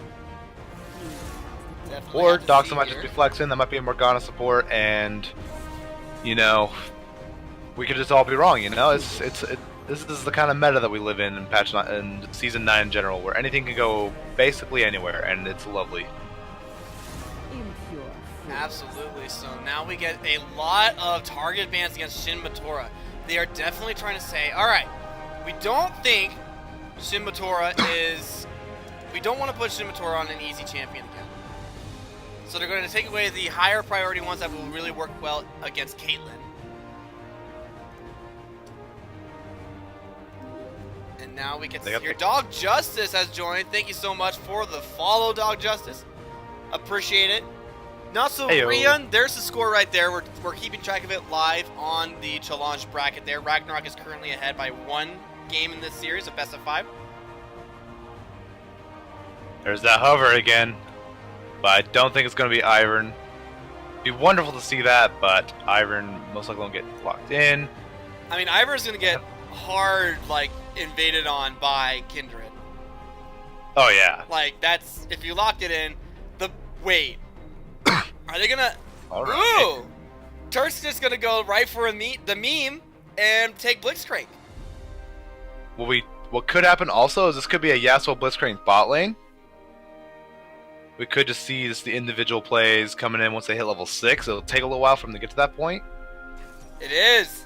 And it is going to be Yasuo in the bot lane with the Blitzcrank. That's going to be really, really tilting to play against. There's not going to be too much you can do if Shin Matora really knows how to work this Yasuo, which I assume this guy does. I'm assuming this guy is elite when it comes to the Yasuo players, as all people who lock in Yasuo players are. They're Master 7 elites, top notch, and there's Xerath's the final pick. That'll be found in the mid lane. Morgana. Maybe in the mid lane. There it is, yep. Morgana will be found mid. Gragas in the jungle. Yorick locked in as that final pick for Ragnarok. He'll be found in the top lane. This is going to be a very different game from what we saw last time. Oh yeah, absolutely. And it's not Rian. Thank you so much for the follow as well. We really appreciate that one, guys. Keep the follows coming if you want. And maybe consider, if you happen to have a Twitch Prime sub, maybe consider subbing to the channel as well. If you don't have a Twitch Prime sub, maybe consider subbing to the channel anyways, because that would be amazing. But Emperor LOL seems to have drafted a very interesting team composition for Ragnarok. They got Shin Matora on this Yasuo. They got a very heavy kill lane with the Blitzcrank as well. Be very interesting to see how OG Swifty and Hero adapt to this. Max Poggers. I absolutely agree. This is definitely a composition with the Gragas, with the Blitzcrank as well, that is, in my opinion, going to heavily favor Yasuo a lot in this one. And it also offers a lot of split pushing potential with the Yorick as well. Yorick into Urgot is going to be a relatively okay-ish lane. I think Urgot will be just fine against Yorick. Has to be very careful, though. But what I really want to see here is how Xerath and Morgana is going to interact with each other. I think there's going to be a lot of pushing from your nurse and possibly some roam potential as well. But once again, I think the main catalyst in this game is going to be either Bluxy or Gluten Free Panda. Absolutely, it's going to be up to them. It's going to be up to especially Kindred for Bluxy to make some very spicy jungle plays, going for her stacks because everyone knows how Kindred works. Go for the invade because it's where your special mark will appear, and once you get those marks, you get stronger as the game goes on. And so it'll be really interesting to see how well Ragnarok will react to that, if they'll be able to do anything about that, or will there just be so much pressure coming in from Impulse Ghosting that they simply cannot contest. I think definitely they can contest. They have the Blitzcrank, they have the Gragas, they've got a really great team to kind of deal with the Kindred overall. Gragas, of course, being a really nice counter into Kindred. So I'm excited to see some excellent barrel play, some beautiful explosive casting thrown around, pushing that Kindred out of that pesky ultimate. Mm-hmm. I mean, that's the main reason why you would pick Gragas into a Kindred. It's just to get everybody out of her life-saving ultimate. It's very obvious. It's a very obvious counter, but I'm really happy to see that it did not go unnoticed for Ragnarok here. So, Log, do you think we're going to see a 2-0, or do you think Impulse Ghosting is going to be able to tie up the series? I think Impulse Ghosting put up a lot of fight in that last game, and their draft looks a whole lot better than last game. That being said, though, just look at what Ragnarok has drafted here. They've got so much flexing and just so much like dominant power. Champions like Yasuo, champions like Morgana, where if they pop off, it's really hard to shut them down. It's really difficult. They've got so much kind of going for the Yasuo already with the Morgana, also with that spell shield. Yasuo can be really just tough to deal with. That's only his 4 members. Then you got Yorick, who's just split pushing the day away, doing what he can.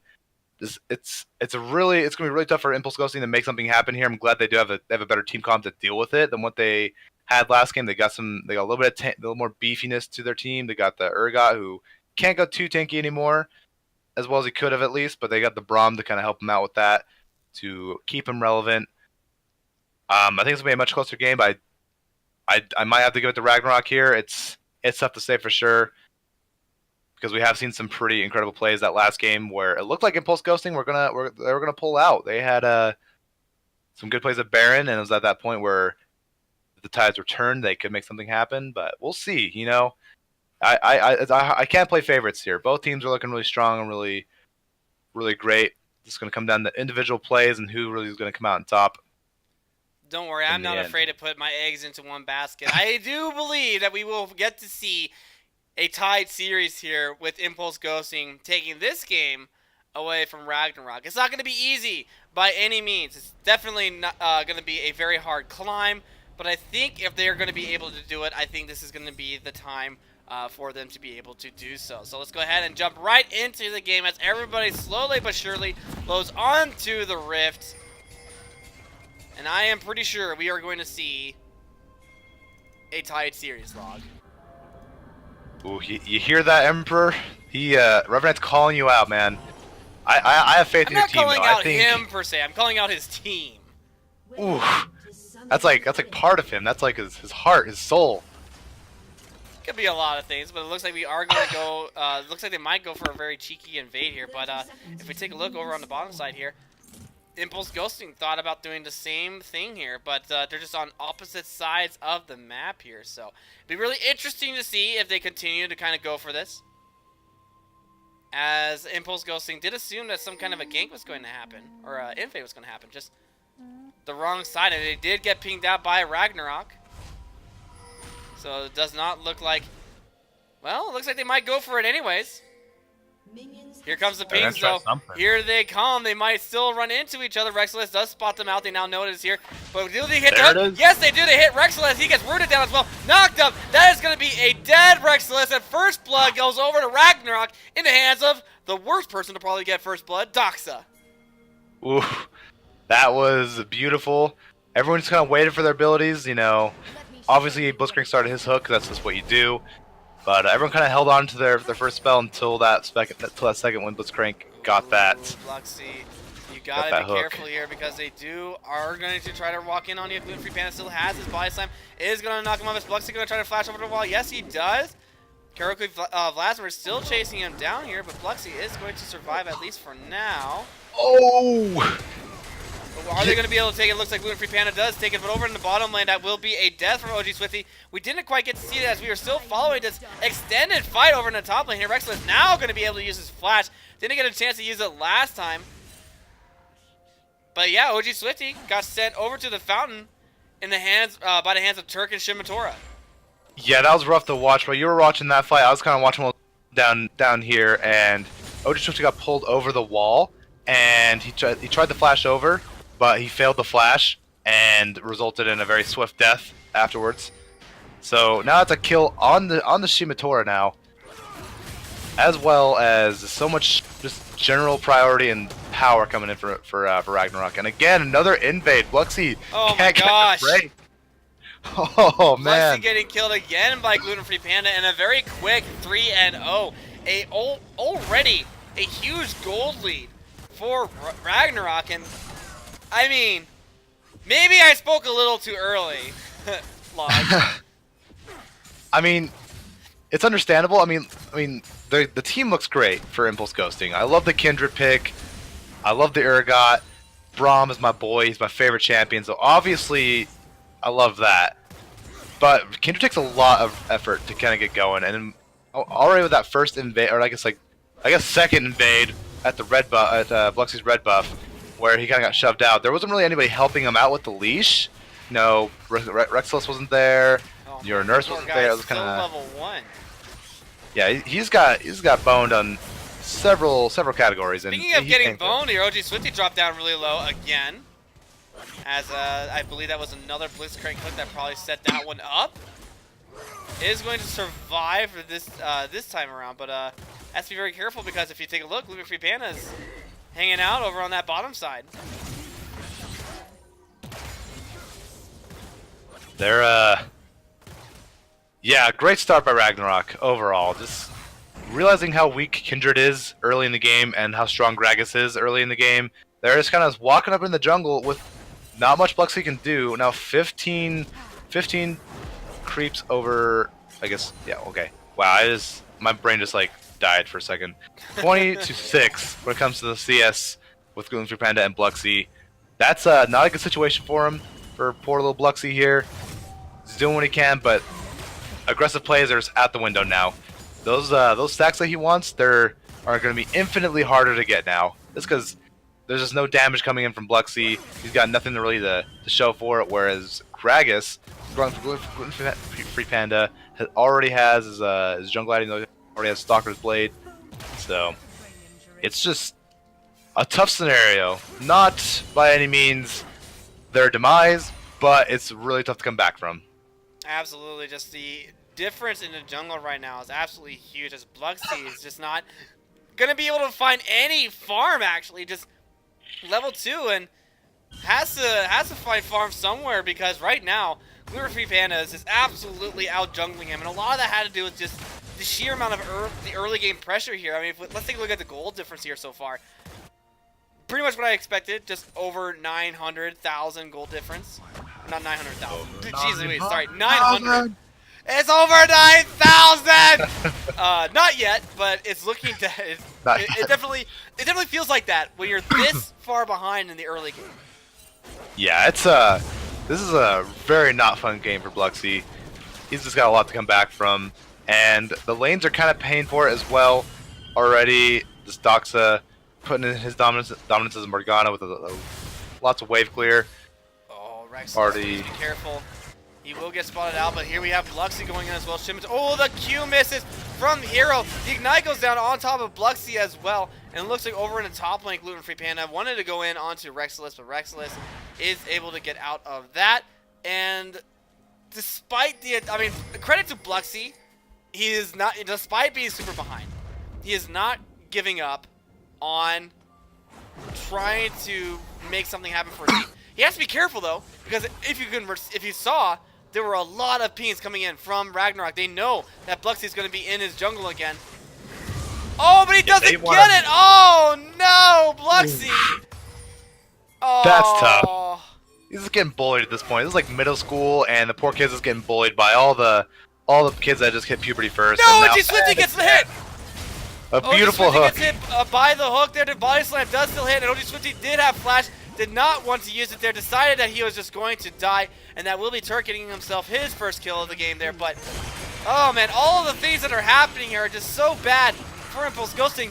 Top lane here, we do have Chosen Last. We're going up against Rexless. He does have the ultimate as well. Rexless might have to consider flashing for this one. Gets out of the way, but still gets slowed down. Flashes. Karaoke Vladimir does show up and hits him There with the it is. shovel and puts him back into the grave. The Grave Digger, true to his word, sends him back to death. Playing like a monster truck out here, you could say. Just so much swagger coming in from Vladimir, flashing on him, taking that shovel, shoving it right in his face. That's a great pickup onto him, forcing that teleport back. Whereas this dragon is 100% Ragnarok. There's no possibility for contesting. Smite is down for Bluxy. It's just a nice clean Earth Drake going over for the side of Ragnarok, which is not good news since they're ahead. They want to go for objectives, and now they can do that just so much faster. It's just horrible news. Look at it. They're putting so many resources into putting Bluxy as far behind as they absolutely can. And the thing is, the rest of their team is not afraid to roam with Gluten Free Panda and allow him to be able to be this aggressive. Bluxy is, to his credit, just one level behind. But he is down by like 24 CS, and that is a huge amount of gold to be down on this early in the game. Yeah, it's not pretty, and again, like Kindred just needs a lot of catering and a lot of, you know, taking care of everything you can to kind of get resources into her. And the babysitter for sure. And the exact opposite has happened here. Literally, the babysitter's kind of left the baby unattended. Just kind of went to the movies with her friends for like 4 hours, and we're kind of seeing the results of that right now. It's this tough situation. The vision is actually favoring Impulse Ghosting here. They're doing what they can to keep the vision alive. Oh, watch out though, Swifty. Okay, yeah. Every time that I see somebody walking up towards a Blitzcrank, gotta be nervous a little bit, because that hook can come out, and if you're not ready for it, and he hooks you there, with both of them being level 6, that is a kill, if that hits. Oh, 100%. They got so many knockups for Yasuo to ult on. There's the exhaust still, there's the ignite. It's just, it's gonna be really, Impulse Ghosting have to literally walk on the glass shards here, because this is not a favorable matchup by any means. They have to play this very safe and very well. Your nerd's actually putting a lot of damage on the docks in the mid lane, doing what he can to use that Zerath range, and already has the Dark Seal. He's already got a lot of sustain for the lane. He has that Lost Chapter, so he's doing what he can to just stay relevant, because he knows just how far behind his team is right now. At 9 minutes, the 3,000 gold lead for Ragnarok. Not the best scenario, but as Doublelift would say, it's still comebackable. Still very much comebackable. And as his best friend Tyler One would say, still winnable. Still winnable. Still winnable, but you have to wonder, at one point do you kind of just give up on that dream here? Because we do have Turk going in as well. Does use the Hex Flash to try to go in. They are going to go right onto Hero as well. Hero knocks up and into the air. They return ultimate, but oh shit, Matora actually just gets CC locked for so long. All of the traps went down on top of him, and that will be multiple headshots, and OG Swifty gets himself a kill to try to put himself back in the game. That was, you really have to respect the traps that Caitlyn has. She gets so much more damage off if she can get those traps onto you. And if you get locked down for an instant, perfect example would be Braum's concussive blows. She gets so much free damage off of you. And so you have to be careful. And being a Yasuo, it is so difficult to avoid that. And he kind of paid the price for kind of locking in Yasuo, being melee range, not being able to have that advantage of not being melee. He can't throw a sword at him, so obviously has to get up in their faces. Well, Braum's favorite situation, obviously. So they capitalized very well on that, all things considered. Yeah, to be very careful here because they are not quite done yet. We do still have Gluten Free Panda on bottom side. He does get spot out there. He is going to use the Predator as well to try to get as close as he can. And another hook goes in. This might actually be a dead hero. He is going to flash out of the way. Uses. Oh, but a barrel though hits OG Swifty right back into danger. And now that will force his flash out. But that was That was some great play there from Gluten Free Panda to try to get the kill there. But Shin Matora now has access to his ultimate. Otherwise, that would have definitely been a dead. Caitlyn now forced to go back there and possibly surrender this tower. But they do have Your Nurse trying to clear the wave as fast as he can with his own ultimate. Isn't quite successful, does what he can. But I think this is going to be relatively close. Yeah, almost getting that tower there. So a good job by Your Nurse to try and release some of that pressure. But has to be careful now because Doxa is going to flash over the wall, giving a lot of respect to Bluxy's Kindred. Despite being behind, doesn't want to be the catalyst for Bluxy to come back into this game. No, absolutely not. They did such a great job at shutting down Bluxy. If he were by any means able to get back into this game, that is a huge red flag. And they're doing everything they can to kind of keep that from happening because you can kind of see bit by bit Bluxy's trying his best to keep in the game. And that bot lane play, perfect timing to be right there. A few times in the bot lane, doing what he can, knowing that that's probably the best scenario for him to gank. Not too much CC they can get on the Doxa, and Yorick himself is just so hard to kill. So bot lane's honestly their best bet when it comes to getting any real advantage off. And Bluxy realizes that, he's trying what he can, able to get something, but again, the lead is just so huge by Shimatora, Turk, and Gluten Free Panda. They can just do whatever they really want, and not really be able to get punished for it either. Absolutely. Looks like Turk is trying to do what he can here, just going to try to get some vision down. And they will try to get Your Nurse. Your Nurse is going to flash out of the way. Does not dodge the hook, though. And that is going to be a dead Xerath. Goes back to the fountain. Back to the gray screen of doom, as it were. Shimatora going to knock up OG Swifty, though, but he is under tower, so I have to be careful here. But Karaoke Lasmer is going to use this opportunity to try and get some more damage onto that tower. I think he's going to actually be able to take it. This will be first turret going down in favor of Ragnarok. Speaking of, Bluxy trying to stay alive as well. His ultimate goes off, but Doxa gets his spell shield still, or not a spell shield, his stopwatch off. And is able to kill Bluxy in return. But over here, so we still have Karaoke Lasmer with that Rift Herald, using it so well, might actually get this tower for his trouble. Yeah, so what happened top lane is that he just flash shoveled Rexilus, getting the kill and able to get that tower. Now he actually bit off a little more than he can chew here. Well, that will be a dead Rexilus, but not before they are able to get some more damage down onto that tower. Into the meat grinder he goes, but you know, he's into the meat grinder a whole lot richer than Rexilus is, that's for sure. Picked up 2 towers. If you guys want to know just how much richer he is, 2100 is about the goal difference between Vladimir and Rexilus. So, the banter between Vladimir and Rexilus, although comedic and always makes for good stuff, so far it is looking like Vladimir is just absolutely owning Rexilus in the lead. Yeah, it's looking pretty, I wouldn't say one-sided, but definitely more in favor of Vladimir here when it comes to the better top laner. But, I mean, there's also a whole lot going for Ragnarok here that kind of allows Vladimir to be a little more careless and free, like flash tower diving the Rexilus in order, or Urgot in order to get the kill, plus a few towers, plus she has Rift Herald. So much kind of going for every individual lane here. It's just hard for anyone on Impulse Ghosting to really shine at this point. So honestly, up to Your Nurse to get a great stun off, or OG Swifty to put out a massive amount of damage on the somebody. It's gonna be hard to say who gets that damage, who deserves getting that damage the most. If it's gonna be Shimatora or Doxa, someone who's doing a lot of damage like those two.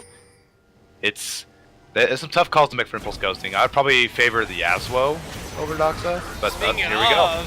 Yasuo, Doxa, and Turk are going to fight bottom lane, but over in the top lane, it's going to be another fight against Vladimir. Vladimir does finally go down to Rexilus. OG Swifty does manage to dodge out, but walks right into range of a dash from Shimatora, and that is their bottom lane going down, so a 2-for-1 in favor of Ragnarok. But they're trying to shut down Vladimir over in his top lane, but it isn't enough because they had to put a lot of resources into it. Turk tries to get the hook onto Your Nurse. If he had gotten it, that would have been very, very hype, but for right now, this will be Your Nurse. Trying to back. Can't, though. This mid tower is gonna go down 100%. There's the flash. Oh, okay. That's a dead Bluxy once again. Bluxy just getting not very successful on this Kindred. 0, 3, and 2 now. Still has yet to get himself a kill. I know they tried, but Rexless coming up with a couple of the kills. But right now we are 11 and 3 and 7,000 gold behind again. Ragnarok kind of showing a very similar performance to last game, just a dominant early game, which allows them to kind of be free with what they want to do, even if it comes to making mistakes, kind of like how we saw in the previous game where Doxa got caught out a few times and almost gave Impulse Ghosting a way back into the game. But in this scenario, I think when it came to their early game dominance, I think they targeted very well. I think they targeted Bluxy the most, which I think will be so much more beneficial than targeting any other lane specifically, because now Bluxy's very much out of the game, very much hard for him to catch up, do anything at this point. Xerath, as strong as he is, he's not much of a hard carry. You don't really need to shut him down too much, especially when it's up against a Morgana, someone that can nullify a lot of his damage and just kind of run him down, especially with a Glacial Augment Morgana, where she's got Twin Shadows and Hextech GLP. Got a lot of slows on a lot of CC in general, so tough for your nurse to really make anything happen as well. And OG Swifty kind of just got immediately shut down because of how dominant Gluten Free Panda has been in the jungle. Kind of spreading that lead, spreading that love over to the bot lane. He's gonna really make some stuff happen there. And now it's getting to that time where it's 18 minutes, almost 20 minutes here coming up soon. Baron is looking pretty nice for Ragnarok, and here comes a little bit of action happening. Gluten Free Panda might get caught out here. They do miss. Your nurse will get the shutdown gold onto him though.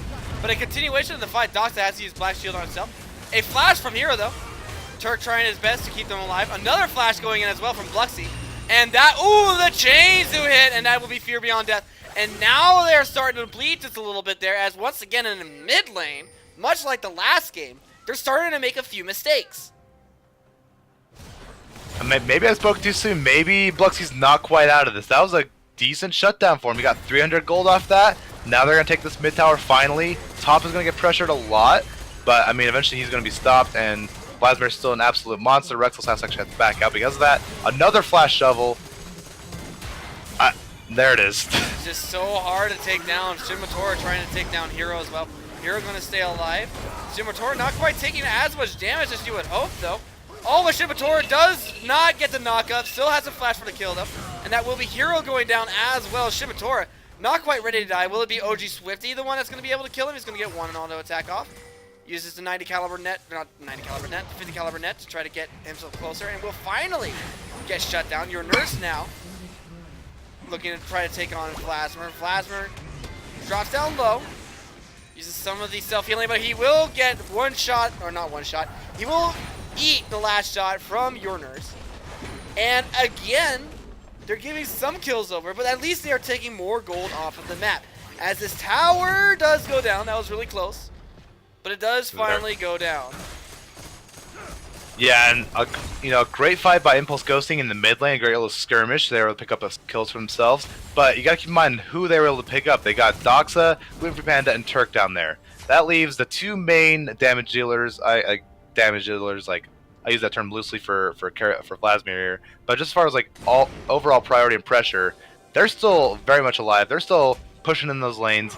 And you can't 1v1 these guys. You can't 1v1 Shimotora. You can't 1v1 Vladimir. That's just impossible at this point. They're just so far ahead. Vladimir's got his Trinity Force and Death Dance. If you can't 1v1 him, you're a god. That's your label is that. Yeah. Shimotora, same situation. Infinity Edge and Stack Shiv. There's no way you're taking him down without a lot of backup. So again, this is a great scenario for Ragnarok where they're able to kind of make some misplays in the mid game, or not the mid game, but the mid lane. But because of those misplays, they're able to actually build up a decent lead for themselves in their investments and what they invested in with the top lane Yorick, with the Shimotora and Yasuo. It's a very it's like, I don't know if it's like intentional, but I mean it's still coming up great for Ragnarok. You can't argue with results, and the result is very much showing Ragnarok having a dominant game once again. Indeed. So you're right. We're not gonna We're not going to keep going on it, but Shimitora does have to be a little bit careful because it does look like Impulse Ghosting are going to want to at least try and threaten the kill here, but also Bluxy has to be very careful as well. They do try to jump on Gluten Free Panda. Gluten Free Panda gets dropped down really low, but Bluxy will get rooted. Can they continue to get the kill onto Gluten Free Panda? It looks like he will survive at least for now. And he does not get killed there, but we do have Shimitora over in the backline there. Bluxy forced to ult himself as well. Still stunned though, and Shimitora finally drops down. So maybe a little bit of weakness kind of shown here, maybe. As Yeah, well used one of Lamb their Respite carries is right there. down. Yeah, that was well played, honestly, by Impulse Ghosting. All like in their jungle on their turf, they're finally able to pick up some stuff for themselves. Hero had a great Glacial Fissure, forcing Gluten Free Panda to use that stopwatch and kind of render him, or not stopwatch, but Zonia's, to kind of render him kind of useless for a good chunk of that fight, for a very vital part of that fight. They're able to pick up some kills for themselves, and Bluxy with a good Lamb's Respite, able to outplay Shimitora. Of course, it's very easy to outplay somebody when it's 1v4, but they're able to pick up a kill on that, and right now it still is very much Ragnarok's tempo of the game. They still have decent amount of control of the map. You can kind of see how far pushed in Impulse Ghosting are. They don't have too many wards past the river. They've got something on Baron, but there's a control ward on that, so relatively it's pretty dark for them. It's very, very dark, and honestly, with 2 Earth Drakes and an Ocean Drake to boot, they could go for a Ragnarok can easily go for this Baron, make a play, just get a pick off somebody, so they don't have to make any risks, preferably Bluxy, but get somebody out so that this Baron can drop like nobody's business. They got 2 Earth Drakes. Crap, Oh, what Panic the? is taken out there. Oh, and OG Swifty gets rooted down and is able to flash over the wall. Is he actually going to die? Because, yes, he will, because Bluxy didn't quite have ult to be able to save him there. He wanted to, but OG Swifty just accepted death there. Rexilus is going to go down as Chosen Lasmer once again reasserts his dominance onto Rexilus. Once again, you can't fight him at the end of the day. He also has a Bramble Vest, so any healing that you wanted to do is also out the window now. But they're finally starting to tackle this guy, but at what cost? The Baron is live and it is going down quick. It is. So Baron is now at 500 HP. Can Rexilus kill it? Or sorry, can Chosen Lazarus survive long enough? But it looks like he will have been successful in scattering their attention long enough onto him to be able to secure Baron. And that, my friends, in the hands of a team like Ragnarok, is all but spilling out your demise. Red team's inhibitors respawning soon. Yeah, you give this team an inch, they'll turn into a mile immediately. Like Impulse Ghosting, they had their weaker early game right now, kind of resulted into this, but now they do know how to play mid game to late game relatively well. They know what they need to do, and they were able to get Gluten Free Panda, which kind of lured them into that sense of they can't go for Baron. The jungler's down, but again, there's 2 Earth Drakes and a lot of damage coming in for just 3 members in general for Ragnarok, so they're able to pick up that Baron, which honestly it would have been tough to contest anyways. So cutting their losses, taking care of the problematic Yorick, not too bad for Impulse Ghosting, all things considered here. But Ragnarok are gonna definitely utilize this Baron. They're gonna shove this in drastically now, with the split push being even more devastating and dangerous. Actually, Lazarus doesn't have Baron. Oh. That does kind of hurt them a little bit. Means you split push won't be as powerful. Yeah, you would definitely want Karaoke to have the Baron, especially in this kind of scenario, because the rest of the team kind of in order for their team to work, they have to group up. Speaking of grouping up, Hero is going to get dropped down really low.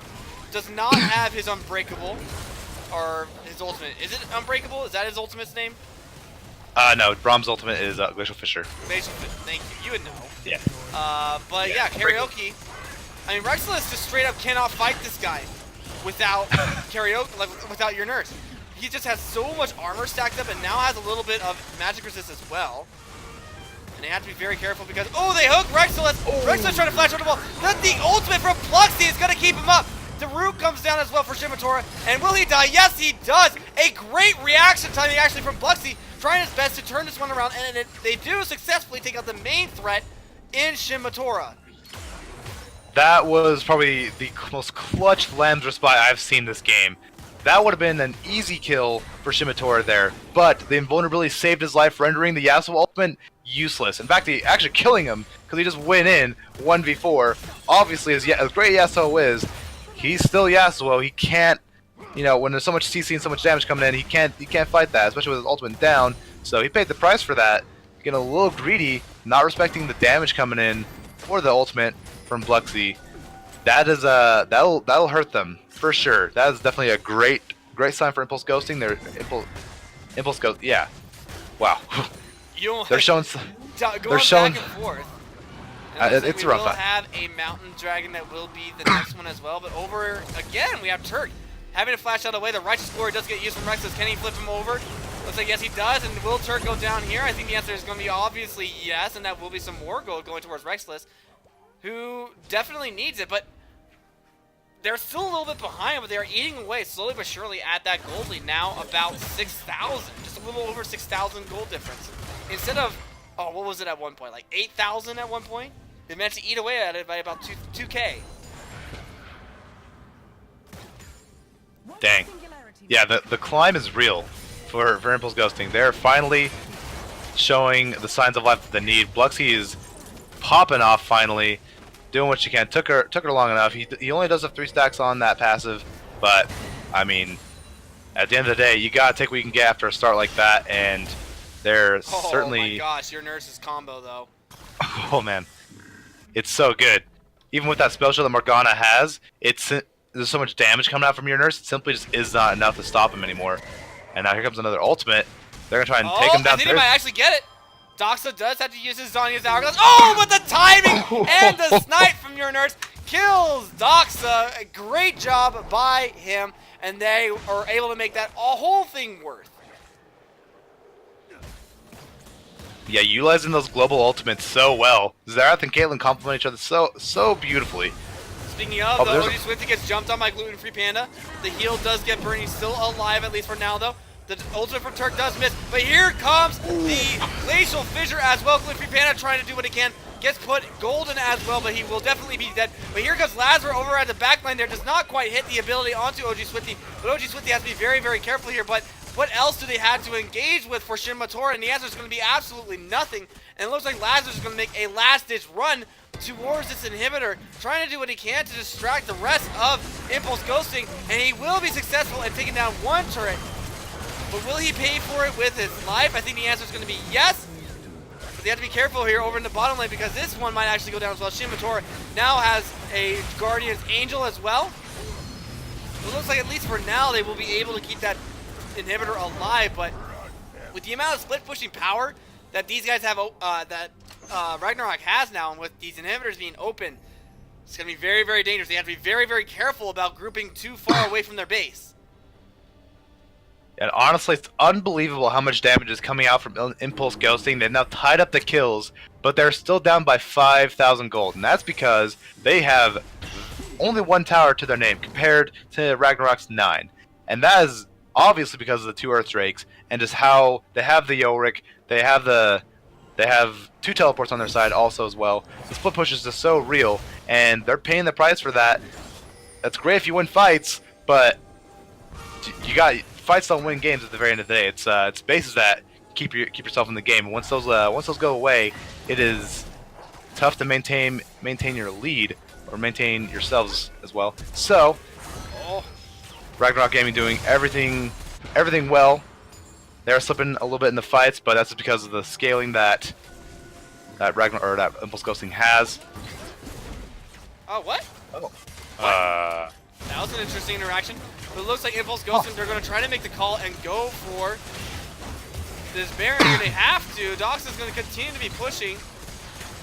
Your nurse is going to be jumped on by all that stuff. But Gluten-Free Panda is going to try to get the steal. Can he actually get it?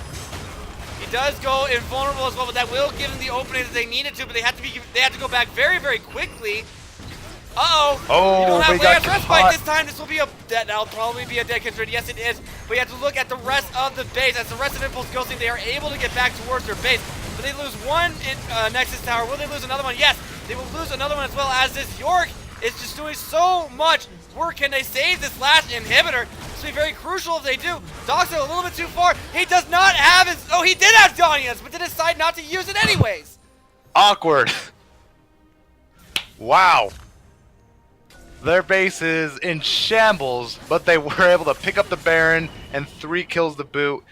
That was win crucial even, that they got all that things Baron and were able considered. to defend their base, because if Ragnarok had Baron, I think that would definitely have been a game over. Oh, but your nurse is going to get one combo off onto... Doesn't quite get the other one. Will he be able to get the slow? No, as he's just... Shimatora is just so fast. Can Shimatora live against this? He takes one, dodges the other one, and dodges them all. And Shimatora will be able to live. Oh my gosh, your nurse really wants this, and he flashed to try to go for the kill. Now getting pinged on. You gotta run, my dude. You gotta run. You have no flash, and he just used his 1 CC ability. I think it's gonna be a dead your nurse here, and that will be one more crucial Baron gone. Your nurse is just gonna let himself die right here. And who are they gonna try to give the kill over to? They're gonna try to give it over to Vladimir, and they are successful in doing so. And with your nurse gone, that is so much of their wave clear gone now, and he's dead for 50 seconds. That was a tragic event that happened, and honestly, your nurse, he did everything he could. He knew that Shimatora was crucial to their team, but he didn't respect the fact that the control ward is there and that Ragnarok was completely missing. So he casually uses his flash just to try and get that kill. Nowhere close in range, and he pays the price heavily for that with most definitely this inhibitor, but possibly the game, depending on how well they utilize these next 17 seconds, because that's a lot of damage that Speaking of damage, Team Impulse Ghosting does not have. Just charmed by that tormented soil there as well. You can see that they're just going to continue to split apart the rest of this team, as Shimatora is basically going to try to get this inhibitor. I wouldn't say uncontested, but definitely it's got to think about it. Shimatora, whoa, that damage though from Rexless as the W procs go in. They take down the magic, and Doxa, Winston ability, is now going to try and take down that inhibitor, but Impulse Golding, at least to their credit, are doing a very good job at stalling this game now. That gold lead has plummeted to about just under 2,000. They're keeping their base alive so well. They're playing this extraordinarily well, zoning off Vladimir, keeping the rest of the team at bay. They know that Urgot now has every item that he needs to be valuable. It doesn't matter what happened in the early game at this point. We're 34 minutes in the game. It's anybody's game at this point. Obviously, Ragnarok is definitely favorable because they have the inhibitor, that they have like a whole base on lockdown. But one crucial fight could totally change the pace of this game in Impulse Ghosting's favor. And right now, the fight absolutely favors Impulse Ghosting. They're playing each fight so incredibly well, and they're just getting caught up. The only way Ragnarok is actually able to play in this game is because of the small mistakes that Impulse Ghosting are making. It's tragic, because if these small mistakes were not made, then this game might be over with Impulse favor. Man, Rexless is just basically killing himself. Does he use the Guardian's Able? No, it looks like they're able to keep the Guardian's Able alive. Bluxy using his ultimate, his Lance Respite, to try and prevent the Guardian Angel from being procced there. I don't know if that was the best decision, but it's certainly a decision.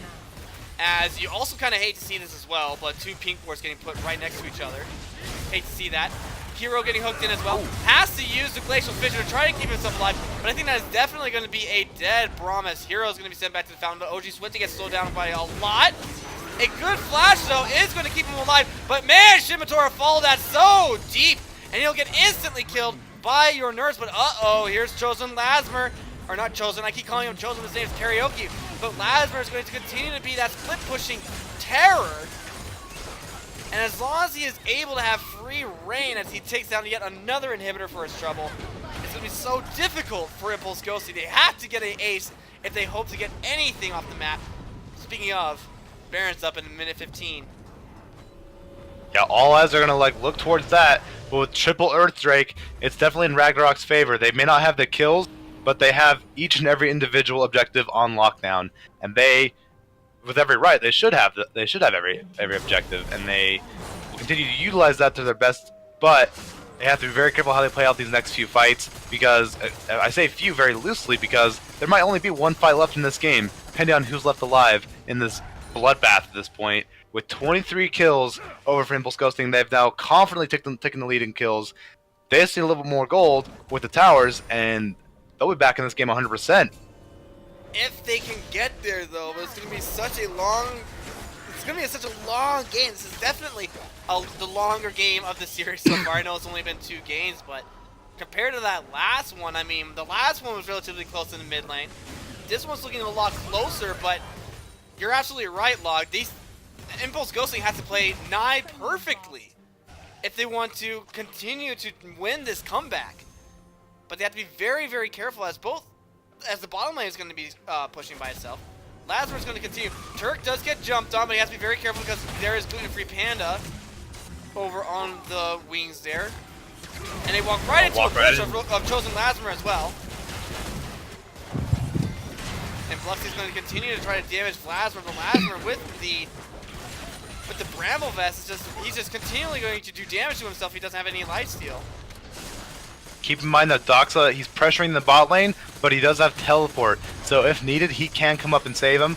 But so is Rexos as well. So it's all a matter of what's going to break out first, or if the push will happen. And next Rexos is going to go right in. Right onto Doxa. Doxa is going to get the Chains of Torment down, but it's not going to proc. He will hit him with that as well. The ultimate misses from Lasmer, but Doxa's not quite out of the woods yet. He is going to go down, but look out. They are going to start this Baron right now. They know what's happening here. We will see if Bluxy can get to it as quickly as he can, but it's going down so low. I don't think he's going to be able to get it. No, he's not. The Baron does go down. Hero is going to use his Glacial Fissure onto the rest of the team. They're going to be Free Panda. It is going to be still alive. Bluxy eventually takes it down. Hero finally falls to Shimotora. Bluxy is going to ult himself to try to keep himself alive just for a little bit longer. They are going to ult, and Lazarus does eventually go down. That is so far 2, 3 for 1. As Hero's the only one that paid the price, but with Turk and Shimotora, the only ones having Baron, was that worth it, Log? It's hard to say, but that was a great, honestly, best case scenario for Ragnarok was getting that Baron and just keeping it away from Impulse Ghosting, because if Impulse Ghosting get it, it's game over. They then have the necessary damage to win the fight, regardless of who it is, who's fighting who. They will have the damage that they need, and the pushing potential, and the tankiness. They have everything they need if they have that Baron. So keeping it away from Impulse Ghosting is massive. Keeping that away. However, it's only on Shimotora and Turk. Shimotora is very prone to dying at this point. We've seen very many cases, all 6 cases, of him just going straight in and getting a decent ultimate off, but it kind of ends up in their favor with no more follow-up after that, or if there is follow-up with Gluten-Free Panda falling very quickly after, or same with Turk.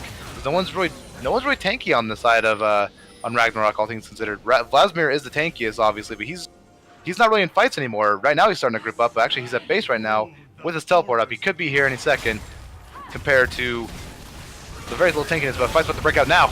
They are going in. Gluten-Free Panda gets dropped down really, really low. Bluxy's going to continue to try to go for the fight. Rexless is right in the middle there. It is going to be Doxa who is going to go golden as well, but she will be the first casualty of this team fight there. They have to be very careful because your Nurse and Bluxy know exactly what Lasmer is trying to do. Lasmer is trying to end the game. And the rest of Ragnarok, they're not anywhere near this, but they don't care. They're just going to go ahead and start threatening this Elder Dragon. And here comes the rest of Impulse Ghost. So they are split up here. They're going to try to get this seal, but no, they're not. And that will be Rexless getting knocked up. His GA will certainly go down here. And that is going to be a dead Rexless over in the top lane there. Chosen Lasmer does have just only OG Swifty and Bluxy to worry about here. The flash goes in. Oh, and he hits the max range stun. And finally, Rexless goes down, but your Nurse is still alive. But that is going to be Elder Dragon on at least this time 3 members, Gluten-Free Panda, Shimotora, and Turk. But again, I have to wonder, is it worth it? Whew. Like, honestly, like, Rexless probably did not need to die there. I feel like he definitely did not need to go in and be the hero. There's no way he definitely could have taken that with so many members of Ragnarok there. I think it would have been better just to stop the Orc entirely, which they were able to do successfully, but they traded top laners, which is not a good situation for Impulse Ghosting.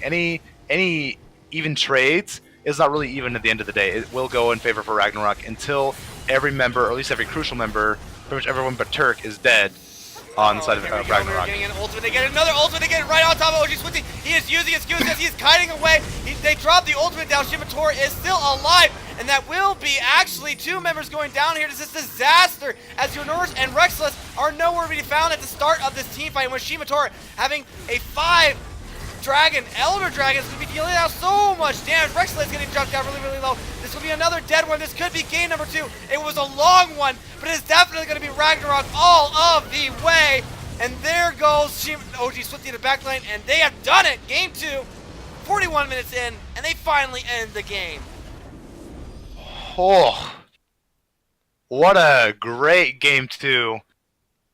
That was incredible. But Ragnarok barely pulling out on top there. A dominant early game, but extraordinarily shaky late game. That was tough to say, because Impulse Ghosting, they had every opportunity to win that. But that early game just really messed them over and just kind of shut them out of the game. They absolutely could have taken that. They would have taken a little more precautions in the early game, and they pay for it here. But again, there's so much power coming from that team. You gotta wonder, like, I don't know if game 3 will be a complete shutout. I think if it does go 3-0, it will be a very similar game to that, where it's going to come down to the very last wire. I mean, look at the damage from your nurse. It's absolutely insane. And I think that was the main reason why that last team fight didn't go their way. Your nurse is just such a huge damage dealer that without him, there's no more damage outside of that. I mean, the numbers speak for themselves. Your nurse tried his best to carry Impulse Ghosting in that very last game there, but holy Toledo, that was... I mean, to their credit, that was just really, really close. I think, Log, it goes without saying, I know who we want to have at the booth right now, and I think it has to be Lasmer. I think he has a couple things to say about that last one. So, Lasmer, if you are listening, and if you have a little bit of time, hop into the Aquadome so we can kind of get your thoughts about that game. I would love to hear what you have to say. If not, that's okay too. But I would love ultimately, that was intense because that could have been Impulse Ghosting's fight right there at the very end of the day. But your nurse was just nowhere to be found. He is a huge amount of damage coming in, and just wasn't there to make it happen, and they got paid for that. And there he is. We have Karaoke here. Congratulations on finally ending what was probably going to be the closest game of the series here. In quite a good fashion. You, I think, definitely showed, at least in Game 2, who the better top lane was. So I would love to hear your thoughts about how Game 2 went for Ragnarok. Alright, so I got a counter matchup top lane, so I knew I was going to win that 1v1 if it stays isolated, and it did for the most part. So I was pretty confident I was going to win that. And then, I got really far ahead. I got both top towers, all the plates for it. And I was just like, yeah, I'm probably going to carry this game. And then we started trolling and getting caught out constantly, and I almost tilted, but it was fine. Oof, crazy game. It was definitely a little awkward watching your main carry, your Yasuo Shimitora. To his credit, not afraid to go full ham onto the team, but there were a couple times where he definitely put himself in a very bad position. And I mean, your nurse was such a terror for you guys to deal with. How did you guys end up coming up with a way to deal with or not deal with your nurse as that game continued to progress? Alright, so at the very end, in that last fight, both top laners are dead, right? But your nurse uses flash to kill me, previously, even though he didn't need to use his flash to kill me. So we were just like, yeah, let's just look to fight right now. Your nurse has no flash, and both top laners are dead. Let's just fight right now. And this Gragas Predator ultied onto the Xerath, and we got a Yasuo off of it and killed them. And we're just like, we did it. There we go. Definitely. So looking very strong in Game 1. Game number 2 started off super strong early as well. Props to Gluten Free Panda. You, Karaoke, and also I believe Doxa ended up showing up a little bit late as well. But boy, did you guys bully the heck out of poor little Bluxy. Yeah. We did that red buff level 1, and then we just kept on killing him and took all the scuttles, took his marks. He was having a fun time, I'm pretty sure. Definitely. So for all of the up-and-coming teams that are going to be participating in our Summer League, or possibly even in the upcoming League of Legends tournament that we'll be hosting at Salt Lake City Gaming Con, what advice do you have to teams? What advice do you would like to give to teams who start off super early like you guys did? make a few mistakes in the mid to towards the late game, but still are like, what advice would you give them to still like kind of keep their heads cool and focus on finishing out that game?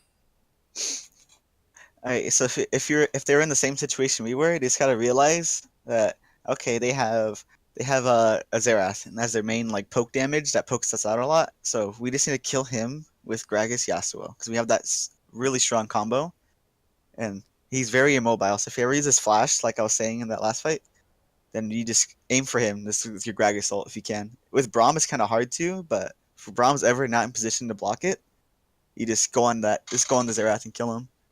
And then the rest of the Yasuo Wind Wall should stop all the Kindred and Caitlyn damage too, so you don't have to worry about that. All right, and one more thing before we go on another 5-minute break.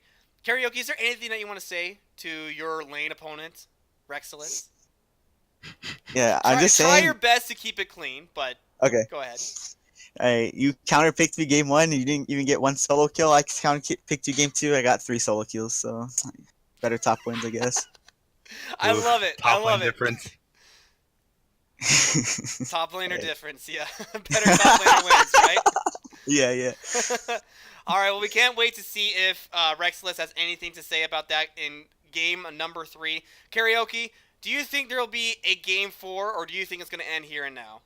Oh, dude, we're all really mad that we almost lost that game, so we're gonna end this game 15 minutes, okay? Ooh, you heard it here first, guys. I love 15-minute game number 3. Karaoke, for your sake, I hope you're not wrong. But until then, we will go ahead and take just a brief little break, and we'll be right back in 5 minutes, guys. Thanks so much for hanging out with us, and please continue to stay tuned for what could be, at least to Karaoke, the last game of the night. But we will see if Impulse Ghosting have anything to say about that one. So stay tuned, guys.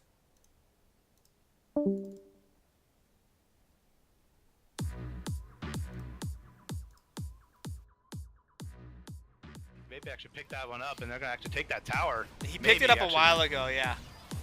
But there we go. Hold on, we got a team fight happening, and Hero's Entrance will come in. Here he is, but it's not gonna be enough. Celtics will shut down Lucian, and Urgot's now on the run from the 3-man squadron here, running away as fast as he can. And here we go. The Vape is now looking for their opening. They see it. They have it. They want to go can for taste it. that gold. They want that They're falling gold. low. Here we go. Urgot's going in, and he's gonna fall. Execution. Pike will take him down. Echo's gonna fall as well, but shut down. Wow, double kill over to the Pike, giving Orin a little bit of gold there as well. And you know, that was actually not a bad trade for Vape. You got to give it to him, as they're still going for more. Southern Utah. Oh my goodness. Oh no! Shut down. Oh, somebody clip that, because that's what happens when Pike goes 9-1 and 4. Actually 9-0 and 4. Just absolutely dominating the fact of the damage coming from Vape.io over here. Good to see it. Oh, they did he get it. got it! What? He actually got it. Power Faces actually did get the dragon here. So many members of Eclipse Fury are going down. 1KE gets the shutdown gold as Mage Seeker does finally go down. Transfight goes down. That is the shutdown gold going over to Kaisa. That is not good if you're Eclipse Fury. But Night Hunter Rook, he sees that Kaisa has no mana. 1KE goes in and immediately bursts, and this might actually be, oh my gosh, 1KE is a god and kills everybody on Eclipse Fury. Who has the biggest cojones to start this fight? Because whoever loses this fight will definitely lose Baron and be on the back foot for quite a while. And that charm does hit on KK Hillboy, and he will go down. Mage Seeker does go down for it as well. But the team fight did get started here by a pick onto KK Hillboy. Illusion goes down. It looks like Magic Jason's going to go down. Eclipse Fury knows Hellbird's getting whipped, and here comes Skarvna. 900 Rook tries to jump onto Octahey. Octahey's forced to back off. 900 Rook flashes as well. Multiple flashes being burnt out here, but Skarvna goes down in the backline there. Transfight goes down as well. Eclipse Fury, only Night Hunter Rook is left, and multiple members of Spew are still alive, and this could possibly be Baron for Spew. I cannot stop getting So many beings from Novosphere Gaming.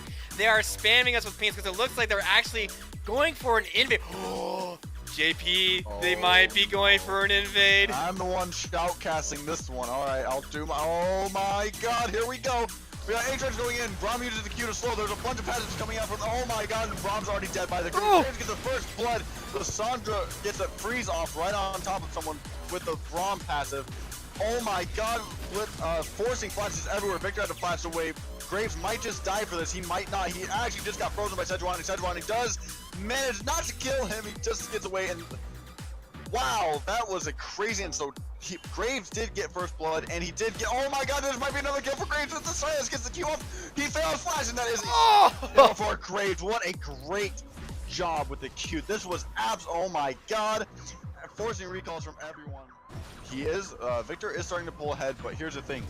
He already backed once and got a couple of items, so now we're gonna peek at Silas getting more mana. He's just gonna teleport back in and go for the engage. He does manage to get stunned from Victor. Victor does not have the mana for this, but Silas does not have the HP. He will probably be looking for a W dash. Oh, the footwork! But the Q does not have the speed. Does get the pay. Like I said, the AoE from his passive is just stupid. Victor did not. Silas had back perfectly. It made his back timing perfect here. We're getting a little bit of a fight here bottom lane though. Fight. Braum does try to get both passives off on people, but Morgana decided to spell shield herself. Both heal goes down on Graves, and Morgana does get the flash away. Oh no!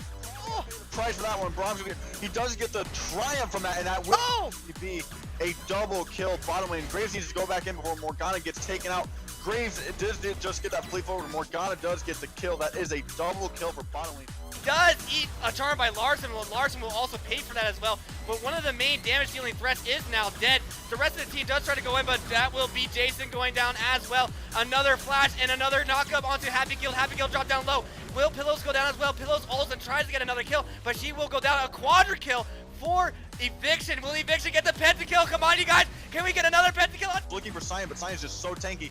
Urgon's just tearing right apart on the Anivia. Anivia gets taunted by, and she right back into her egg form. Kane does not manage to bottom lane. Cyan, but bottom lane we have a little bit of a fight going on. I had to pan down there, but Jace does eventually die. It's now support v support. Who can heal the most?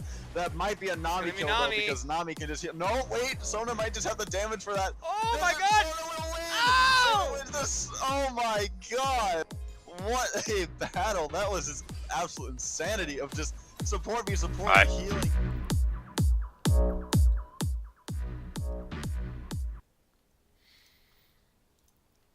All right, and we are back. Hope you guys didn't miss us too much. Loved what I heard on the desk from Karaoke Vlasmer. So I really hope that he's right for his sake. Otherwise, he's gonna get memed on so hard when we bring somebody from Impulse Ghosting onto the desk. And I think I know exactly who to bring back for that one if Impulse Ghosting are able to win. But until then, we will see. Log, are you ready for Game 3 of the series? Oh, I did some exercises. I got a little bit, stretched my muscles. Ah, man, I'm just so ready. Give it to me. Alrighty. Let's go ahead and let them know that we are ready to go here on the desk. And without much further ado, let's just jump right into it. Let's just jump right into picks and Swan bans. dive. Woo! Alright. Swan diving into picks and bans here. I'm wondering if we're still going to see the same bans or if we're going to see something different. I think for the most part, we won't see any different bans, as a majority of the bans that they do use. Oh, thank you for the reminder. I didn't remember to do that before I go on my break. But the score update is Ragnarok are currently up 2-0 over Impulse Ghosting. Whew. What a series it's been. Impulse Ghosting could definitely still reverse sweep this. As the past two games we've witnessed definitely were not stomps by any means. If anything, it was anybody's game. So it'll be exciting to see who's going to come out on top and be the League Esports champions. This very well could end right here. Or it could end in like 2 hours from now. So we could be here for a long one. I personally would love to see an Impulse Ghosting comeback. But, you know, sometimes I don't get exactly what I want, you know? It's not Christmas time. So I could be going home very, very sad. Along with Impulse Ghosting if they do not win this one here. But we're going to see. And it looks like for the most part we get the exact same bans as last time. Yeah, nothing too crazy. I was expecting a little bit of an Urgot ban maybe on the side of Ragnarok, but I guess they don't value that too much. They know how to play against it. I thought it was a good gateway for Impulse Coasting to come back, but here we are. Yet again, very similar bans. This time Morgana's off the board against. We won't see Doxa on that. But Galio is the first pick, which with an immediate Galio first pick like that, I can already kind of piece together what kind of team they're looking for. I could see a Jarvan in their future. I could see Orianna, perhaps something to really complement the Galio's engage. Someone to really get in there, do what they can. It would make sense if they wanted to pick up a Jarvan. I think that would definitely enable this Galio pick. It could go bottom, it could go top. But over on the opposite side, Shimitora and Turk already have themselves a winning bottom lane with Lucian Braum locked in immediately. There's the Sivir to boot. Decent answer for the Lucian Braum. I think Lucian Braum, probably one of the strongest bot lanes in the game right now when it comes to sheer dominance and how well they complement each other. There's a Nocturne getting hovered. Nocturne is a really great pick into the split pushing, which they kind of had a lot to deal with last game, where that honestly killed Impulse the most, is what they couldn't answer when, okay, JK, well, I take that all back. We got an Ivern. We wanted something, you wanted something different. We wanted to see something crazy, and it looks like we get the Ivern here to boot. So this could be a let's make OG Swifty great again, you know? To quote a certain political figure, they're going to try to do their best. We get to see a Kale. Oh boy, this is karaoke saying, yeah, 15 minutes, do something about it. Throwing down the gauntlet. The thing is that I don't think Kale can hit level 16 before 15 minutes, no matter how hard they try to funnel resources into her. But that's even more of a flex, saying that they can end it before Kale hits their power spike. Absolutely. If this game does happen to not end in 15 minutes like karaoke said it would, I think they will definitely be able to end it in 25. I think it's interesting that they for their jungle, they first picked the Ivern. I think it's a little dangerous, honestly.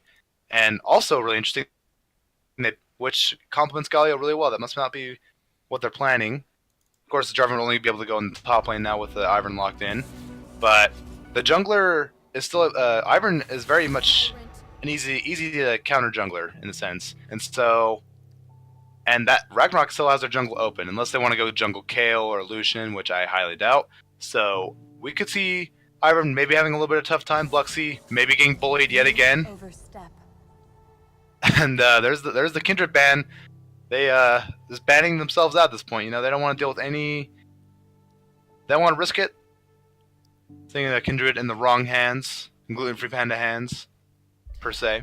Absolutely, and the Amumu hover, I don't think this is going to get locked in, as there is still a Nunu, and you wanted to see it, and now I think you get to see it here. I love watching gluten-free panda on... The games I've seen him play on it are pretty unreal. He just knows exactly where to be at the right time, and he's got some pretty sick plays, considering it's just a child on a big ol' grizzly yeti's back, you know? You gotta give respect to gluten-free panda there to really just utilize that Nunu pick. And right now, actually, Nunu and Willump are just a really dominant jungle.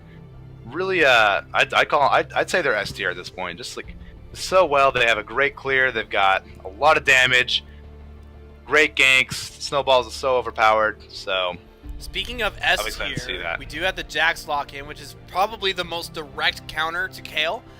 We heard some people on the interviews, we've asked them what did they think about Kale and what are some counters to Kale if somebody picks that. And they said Jax, 100%, stomps on Kale. So Rexilus, this is your chance. This is your chance to show us why you are worthy of being titled the best top laner in the league. And do we get to see Shimitora on Zed again? You mean Doxa? Doxa, sorry. I mean, like we will. Yeah, against the Vigar of your nerfs, a very questionable pick, especially at this point into the game. Definitely a late game scaling mage. Does have the box that will provide a lot of team fighting, but I think Zed is definitely one of the champions that if you don't have Flash, Vigar can't really do much of anything about that. Yeah, it's a bold move playing Veigar right now, especially with the mid lane still being open and knowing that they're through that. So we'll see how. I'm interested to see how your nurse will do. He's been definitely the MVP, I would say, for Impulse Ghosting this series. Oh yeah, if But Impulse against Ghosting Zed- somehow do the miraculous like comeback from this, I think your nurse is definitely going to be the MVP. He's been playing out of his mind throughout the entire series so far, despite what the score actually says. And I think that has a lot to do with just like, I mean, I've mentioned it before. Your nurse actually does extremely good as a player. He's a very good player. It's just lately it's been OG Swifty that's been taking all of the spotlight, you know? And your nurse kind of just, chills in the background. It's like, hey, I did my thing. OG Swifty can have the spotlight. That's cool with me. I didn't lose lane. Yeah, except this time it's been OG Swifty that's been getting absolutely dismantled and basically turned into a foam sword at this point. I wouldn't even say a nerf. I wouldn't even say a nerf bat. He's been turned into like literally those like really cheap $2 foam swords you get at the dollar store. Like a pool noodle almost. Yeah, exactly. I see you looking around for one. But yeah, it's basically that's what he kind of turned into. It's just a really cheap sword that probably hurts itself more than it hurts other people. Last time we saw OG Swifty on the Sivir, also he went 0-6-7. Yeah. It got lots of proof for himself right here to kind of redeem the Sivir performance we saw in Game 1. Well, he had Zaya in Game 1, not Sivir. Oh, it was okay, Zaya. yeah. Zaya. Sivir's the other one. Okay, never mind. I'm losing my mind. However, he still has a lot to show, a lot to prove with that. So, I mean, we'll definitely have to see. We'll see it. I'm a little worried about this Veigar, about your nurse though, Mm-hmm. and the potential to carry here because it's Zed into a caster mage. I mean, the stun itself is pretty hard to play against as Veigar for Veigar, but when you're playing as a Zed, it's pretty easy to maneuver around. That guy's got a lot of jumps, kind of get past what Veigar. The only thing that Veigar has to throw up. So I think Dox is gonna have another dominant performance here. And with Gluten Free Panda on this Nunu, I've seen him literally everywhere on the map at once, it feels like. So tough for Veigar to make something happen overall. But he does have the exhaust, knowing that Zed is going to be... I think it's really interesting to see the adaptation from Impulse Ghosting, though. In the past couple of games, even in the past of the league itself, Bluxy has never been on a support-oriented jungler. Ever. He's always been on a carry-style jungler, whether that be Rek'Sai, whether that be Kindred, or even Xin Zhao. Those have been his main go-to, because a lot of the times it is Bluxy who just sets up the early game so well, and he, wants to be somebody that, does that early, that sets up the early game really well. This time he's on Ivern. Completely different play style. A lot more, invade kind of focus, but has to be very careful because that will be easily exploited on if Nunu collapses on him with the help of, Doxa on Zed or even, Vlasmer on Kale.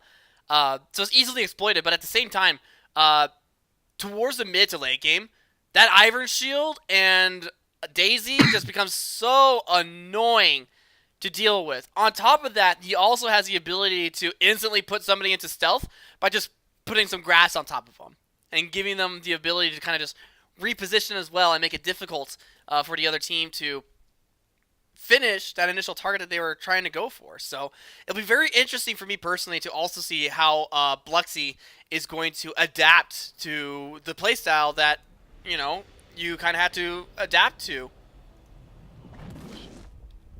Yeah, it's going to be really interesting. It'll be a heck of a flex if they take a win using Ivern. All things considered, especially with every game being played out, I'm excited to see a rather close early game. I hope that Impulse Ghosting will also be able to play this early game a lot better than they have the last times, because the last two times are the main reason why they were able to drop those games. It's because they just dropped so many kills, so many advantages, and give them over to Gluten Free Panda or Doxa, where it just kind of snowballs into a really hard to come back deficit no matter what it may be. And there's another pause because Doxa, come on, man. It's time to upgrade your internet, dude. Doxa's running on hamster power. Yeah, I don't. It might be a little bit worse than hamster power. It could be Comcast. You know. Oh no! Oh, that poor guy. Poor guy indeed. But as we wait for Doxa to reconnect it again once again, probably just to fix some latency issues, obviously. As I can't see chat, but you can, Log. But as we get set up here, it looks like we're not going to get some cheesy invades this time around. In Game 1 and in Game 2, we had some pretty crazy fights breakouts. In Game 1, we had a fight around mid lane where they tried to kill Gluten Free Panda. Was not successful in killing him. But then the invade happened in game number 2, which didn't kill anybody at first, but certainly led to the eventual death of Bluxy over in that jungle lane. So, really looking to see how this game kind of turns out here as we get very standard lanes from both teams. I did it, JP. We were just in the middle of a pause. You know, you'd know that if you weren't, you know, if you were paying attention. I'm just saying, JP. We're playing World of Tanks. Or playing That's World right. Wars, yeah. I called you out. Which is the better wargaming game, do you think? World of Tanks or World of Warships? I haven't played either actually, so Wrong person. I don't have I don't have a valid opinion here. I mean, I could throw my 2 cents in there, but I don't think it'd be valuable. I mean, you could just say World of Warships and just be done with it. That'd be good. Oh, okay. I'll say that for now. That sounds Yeah. pretty good. Yeah, World of Both are Warships. cool. Easily naval warships obviously better than little box cars driving around with big guns. You know. Sounds about right to me. I mean, you know, all things considered. Absolutely. Unfortunately, it doesn't look like we will get a reaction from JP this time around. Unfortunate. Oh, rip. I would have loved to have heard a reaction here, but we do have Bluxy just going around, slowly but surely going to be clearing out his camps. On the flip side of that, we do have Gluten Free Panda, who is going to be on the way to that blue buff. Is going to walk past a ward, though. So we'll see if anybody notices, and it looks like Bluxy is going to spot him. Going to put it down, and will he get the steal? Looks like yes, he will get the steal. Oh. And the level 2 that comes out of it. So Gluten Free Got Panda does not get Scuttle Crab after all of that. 2 thumbs and a shield, and 1 Squirtle Richer, to say the least. Pretty much Already. Nurse getting some damage down here as well. Level 2 is finally hit for Impulse Ghosting. So that'll be nice for OG Swifty. But as you were saying, I'm really curious to see how your Nurse is going to try to lane against Doxa. Vigar, like we've both mentioned, this is probably the 3rd time we've mentioned it actually. Definitely not favored to win this one, I don't think, especially when level 6 ultimates are unlocked. So it'll be interesting to see how that goes. But over in the top lane here, should definitely be Rexilus winning against Vladimir, as Jax is definitely the better pick. Rexus actually forced a flash on Plasmir because this did so much damage to him. Just getting that counter strike off, getting the stun. It'll get a lot of damage off, forcing that flash. It's gonna be not great for Vladimir to kind of recover from that now that that resource is down.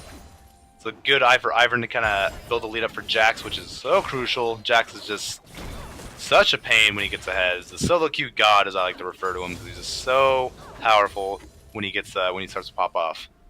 Really, I would think the solo queue god is probably Jace. You know? Jace is up there too. I've been wrecked by more Jaces than Jax, though.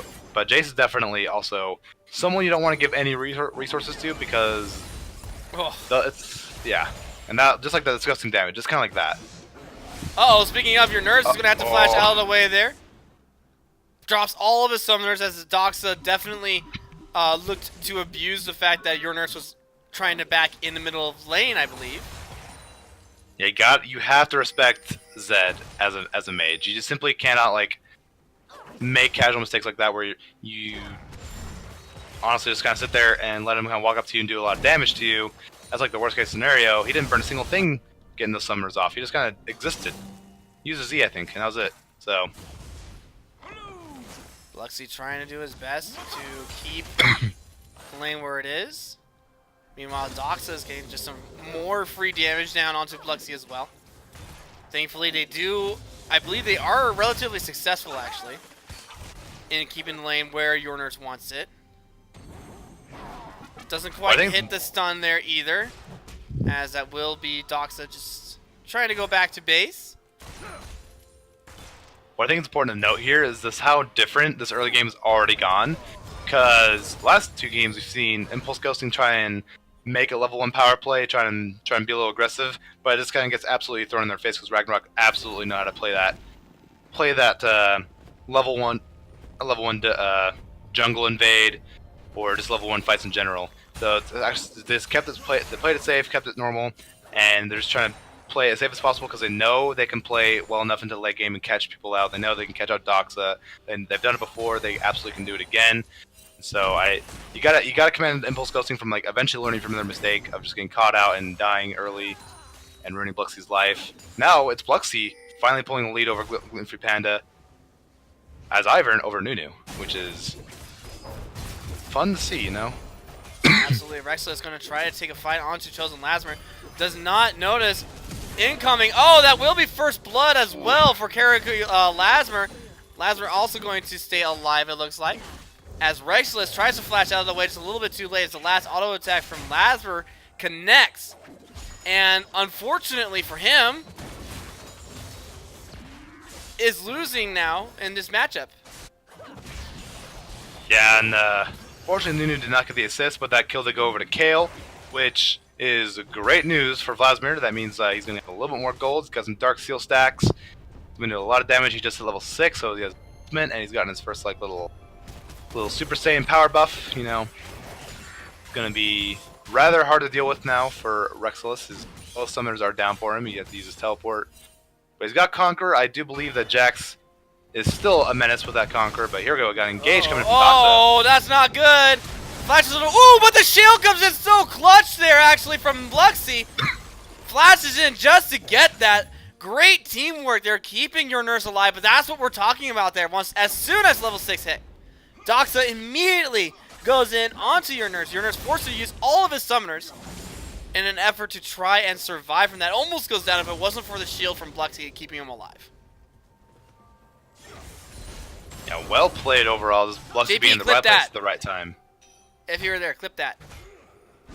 JP, whoosh, crack the whip on you. He's probably doing homework still. Not paying I know attention. the feeling. Yeah. He doesn't listen to me anyways, so you know, there is that. But yeah, Lasmer, in a losing matchup, still winning against Rexless, or at least surviving, as Rexless did substantially actually increase his gold lead. Is going to try to jump in on him again. Has a Conqueror up as well. Is this going to be done? But over in bottom lane, we do have another extended fight going on as well. Heroes dropped down really low. Is forced to flash up and out of the way here. We are getting a little bit of a roam from Bluxy. Bluxy does not hit his stun. And lots of action there, Log, but no kills yet. Yeah, the proactivity is real. Gluten Free Panda doing everything he can to make something happen on MM. Oh, that's a lot of damage. Lasmir, he's going to need some Flex Seal Tape after that one. I don't know if anyone saw that, but that was a lot of damage. But anyways, yeah, Gluten Free Panda just doing so much, doing what he can, but Bluxy is keeping up extraordinarily well.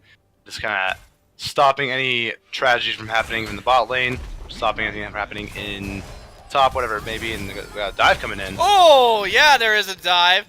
And Bluxy taking all the damage there is going to ensure that Rexilus is going to be able to get the kill. They finally are able to start to put this Jax ahead there.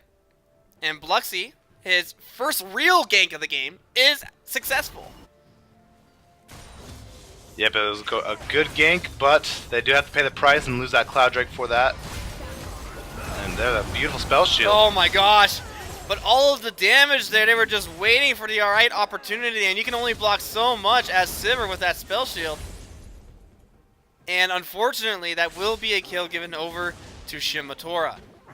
But here's Daisy. Daisy and Bluxy have shown up mid lane, but here comes also a very, very fast Nunu. Gonna jump right on top of your nurse. Your nurse is gonna be able to actually get the ult off. Did Doxa get enough? The answer is gonna be no. Oh, can he finish him off? Yes, he does. And a great return back to the ultimate there. Doxa letting everybody know who the Zed Masta is. Now this is a pick that I have never seen Doxa on, but I love it. Yeah, this is oh, here we go. Actually, dive coming, or not dive. I thought Galio was on the other team. Galio is still on the blue side, last I checked. But a How's good that? job by Hero to keep Luxie alive there from what was going to be a for sure turret dive. But yeah, I mean, Doxa looks so good on the Zed. It's I wish I could learn Zed so I can be like Doxa.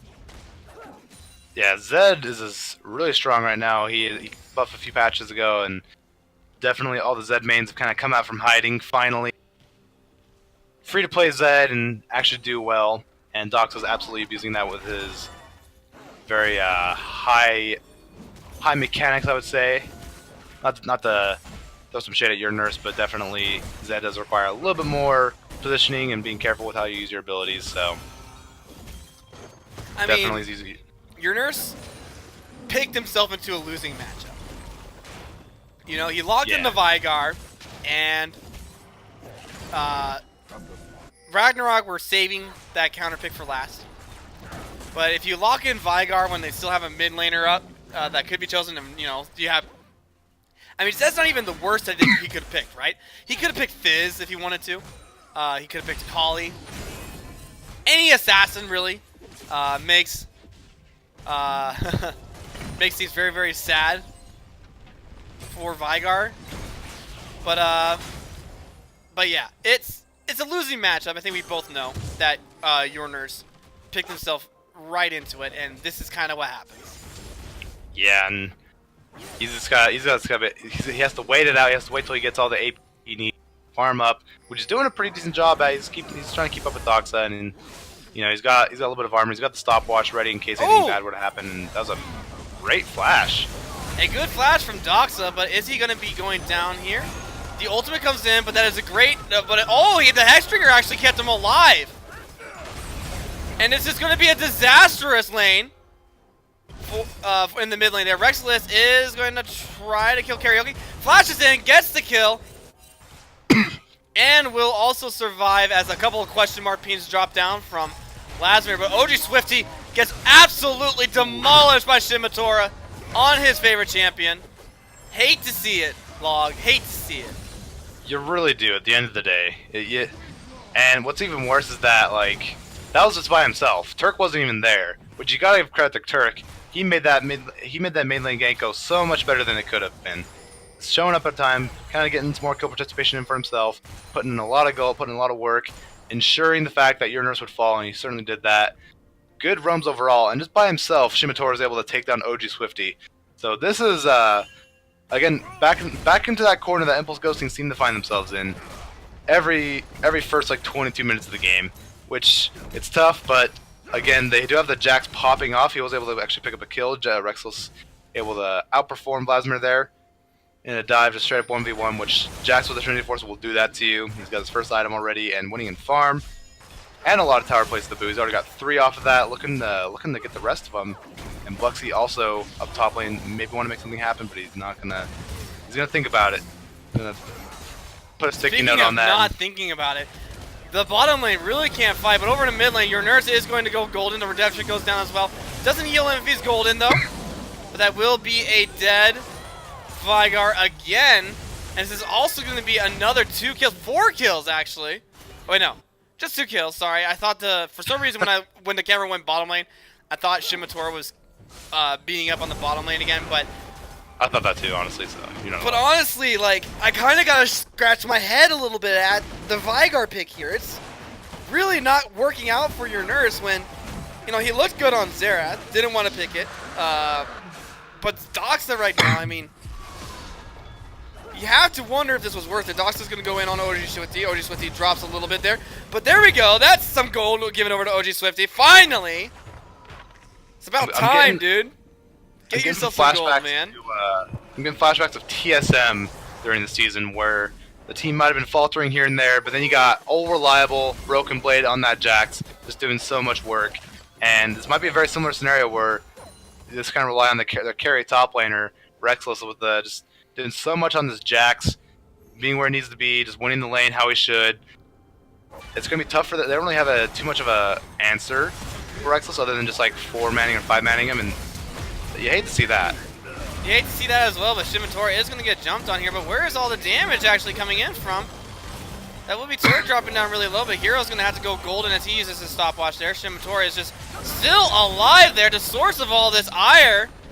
He does hit and that will be Shimitora going down as well, but here is the rest of the team from Ragnarok. Rexel has one hit away from being stunned. And it looks like, at least for now, they will have only traded Shimitora, as everybody else is still alive, unless... Wait, did your nurse die during that, or not even close? I don't think... No, he didn't die. He burned his ultimate, and that's it. Oh boy, here we go again. Didn't get the kill. Your nurse And is back going on to the- go down again. Well, maybe not, actually, as he will get a lot of heals, actually. Not go down, as that will end the ultimate from Gluten Free Panda. Your nurse dropped on once again. Will that be enough to kill him? No, not even with the electrocute. He will still be alive. And so far, Impulse Ghosting refusing to die in Game 3. Will this continue as the game goes later, though? If they're going to go down, they're going to go down kicking and screaming, as they simply want to keep on fighting. They don't want to give us mid turret, which they finally had to, just because they took so many blows. Ultimates were down on like every aspect. Those just you can't defend forever when you got a Zed that's 4-1, already has his first item, and you got Shimitora who's popping off on the Lucian with his Blade of the Ring King. You really can't. It's hard to defend against that, and that's going to be the best answer to kind of deal with Rexless is going to be Shimitora and Doxer's kind of getting all their damage onto him, because already like your nurse, he's not doing the damage that's required of him right now. And OG Swifty still needs a little bit more time to pop off. He only has his Essence Reaver, and he needs to get what I believe he's going to go for a static Shiv, which would be great for her.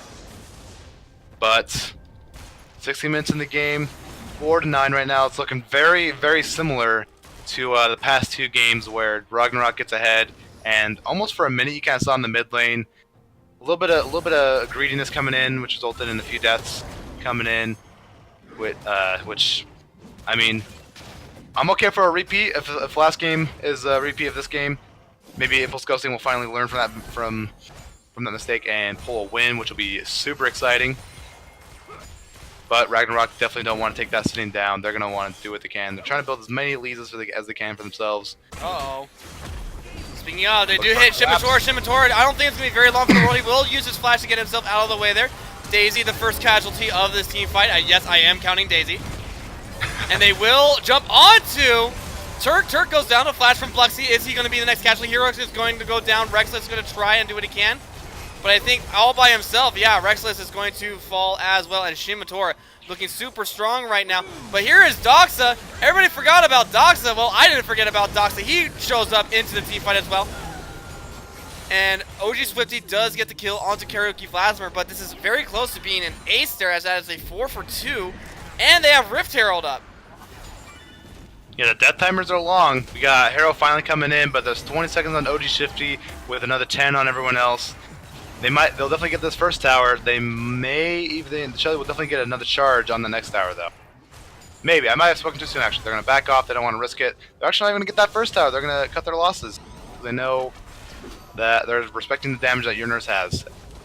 Which, I mean, that's exactly how Ragnarok failed the close of the games as early as they could have last time. They didn't respect your nurse's damage, and they were able to get blown up very quickly by that. And Beager is like the epitome of capitalizing on people's weaknesses. So, you got definitely you can see people learning from their mistakes left and right, which is really entertaining to watch for me. See Ragnarok kind of like, okay, we've gotten this much. Let's not get too crazy here. Let's back out. We already have what we wanted. We'll reset and get our items for our next fight. And Impulse Ghosting playing the early game probably the best they could have right now. You gotta get credit for both of these teams for just like learning and playing and adapting to what they have to deal with. And right now, what their biggest problem Impulse Ghosting have to deal with is the Doxa, who's 4-1, and now Shimitora is also 4-1, and Kale is still there. We Getting very close to that point where Kale is going to be popping off. He's already level 11. They might want to shut her down right Try here, to get actually. onto this Kale here. They're missing all their taunts though, but it is Hero that is the only one that's going to be taking the damage here. But he does get executed there. A slight misplay as Vladimir still alive. Wow. Oh, here comes Rexless just to make a statement at this point. Is it going to be enough though, as the tower damage is going to go down and gets one more? Rexless is still. Oh! Ooh! Rexless! That was so close. But they are losing turrets for this. Yeah, they lost 2 turrets already. They might be going for a third. They could pull it off, but if they get this, that's definitely not worse. But thankfully for Impulse Ghosting, the rest of the minion wave was not quite there, and they didn't have enough damage to really be able to put some damage onto that. But in the meantime, Doxa got himself the other turret. So yeah, they got the kill on the Vladimir, but they lost 2 turrets as a result of that. Oh my gosh, Doxa trying to get himself out of the way. Is he going to be able to truly get over? Your Nurse is going to flash, but Your Nurse, you're all by yourself. This is the second time now, Your Nurse, that you have done this, and he will be going down. Maybe, actually, if they could get Shibatori, it will all be worth it. Shibatori goes down. Your Nurse is still alive, actually. Just refuses to die. I can't believe it. Your Nurse, the ultimate saver, Pluxy, saves him with all of the shields. Just ridiculous. Ivern, guys, you can do anything, and Ivern's going to save you. He found immortality in that dragon pit. He did not die. They threw everything. But it was actually him turning it around with that flash into the dragon pit, picking up 2 kills for himself. One of them being super crucial, getting shut down on Shimitora. Actually, 2 shutdowns.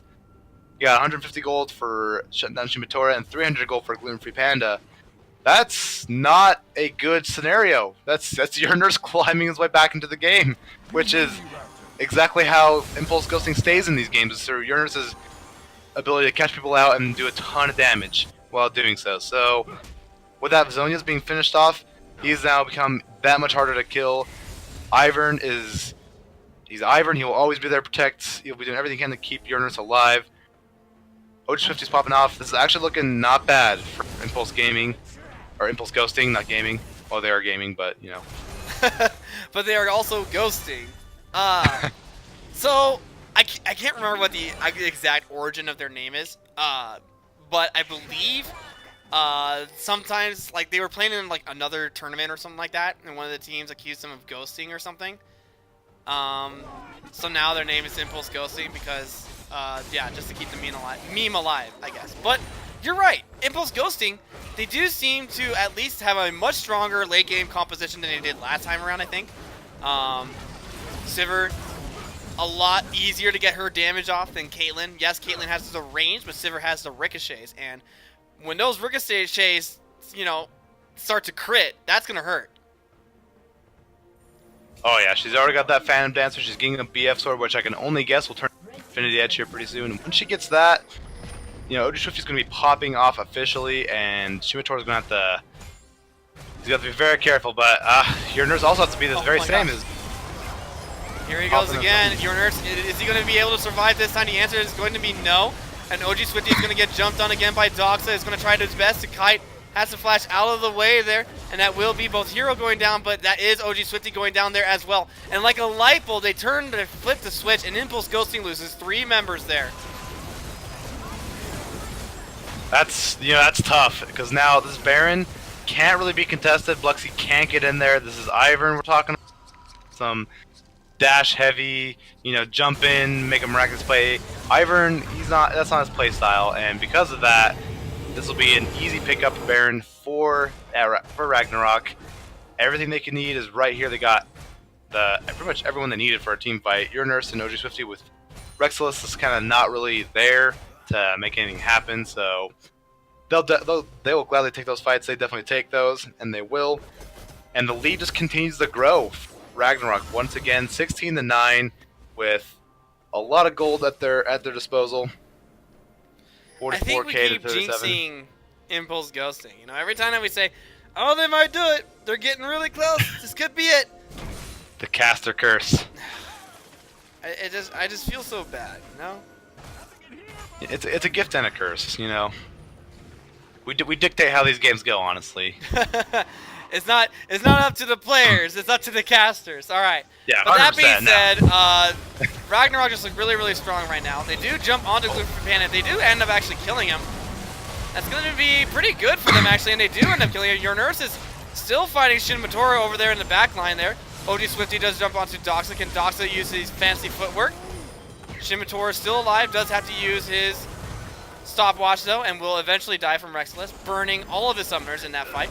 Turk going to re-engage with Glacial Fissure. Rexless does have to survive, and he does, and the ultimate does come in. Turk going to get taunted. Karaoke is going to get knocked up by Hero. Hero does eventually fall down.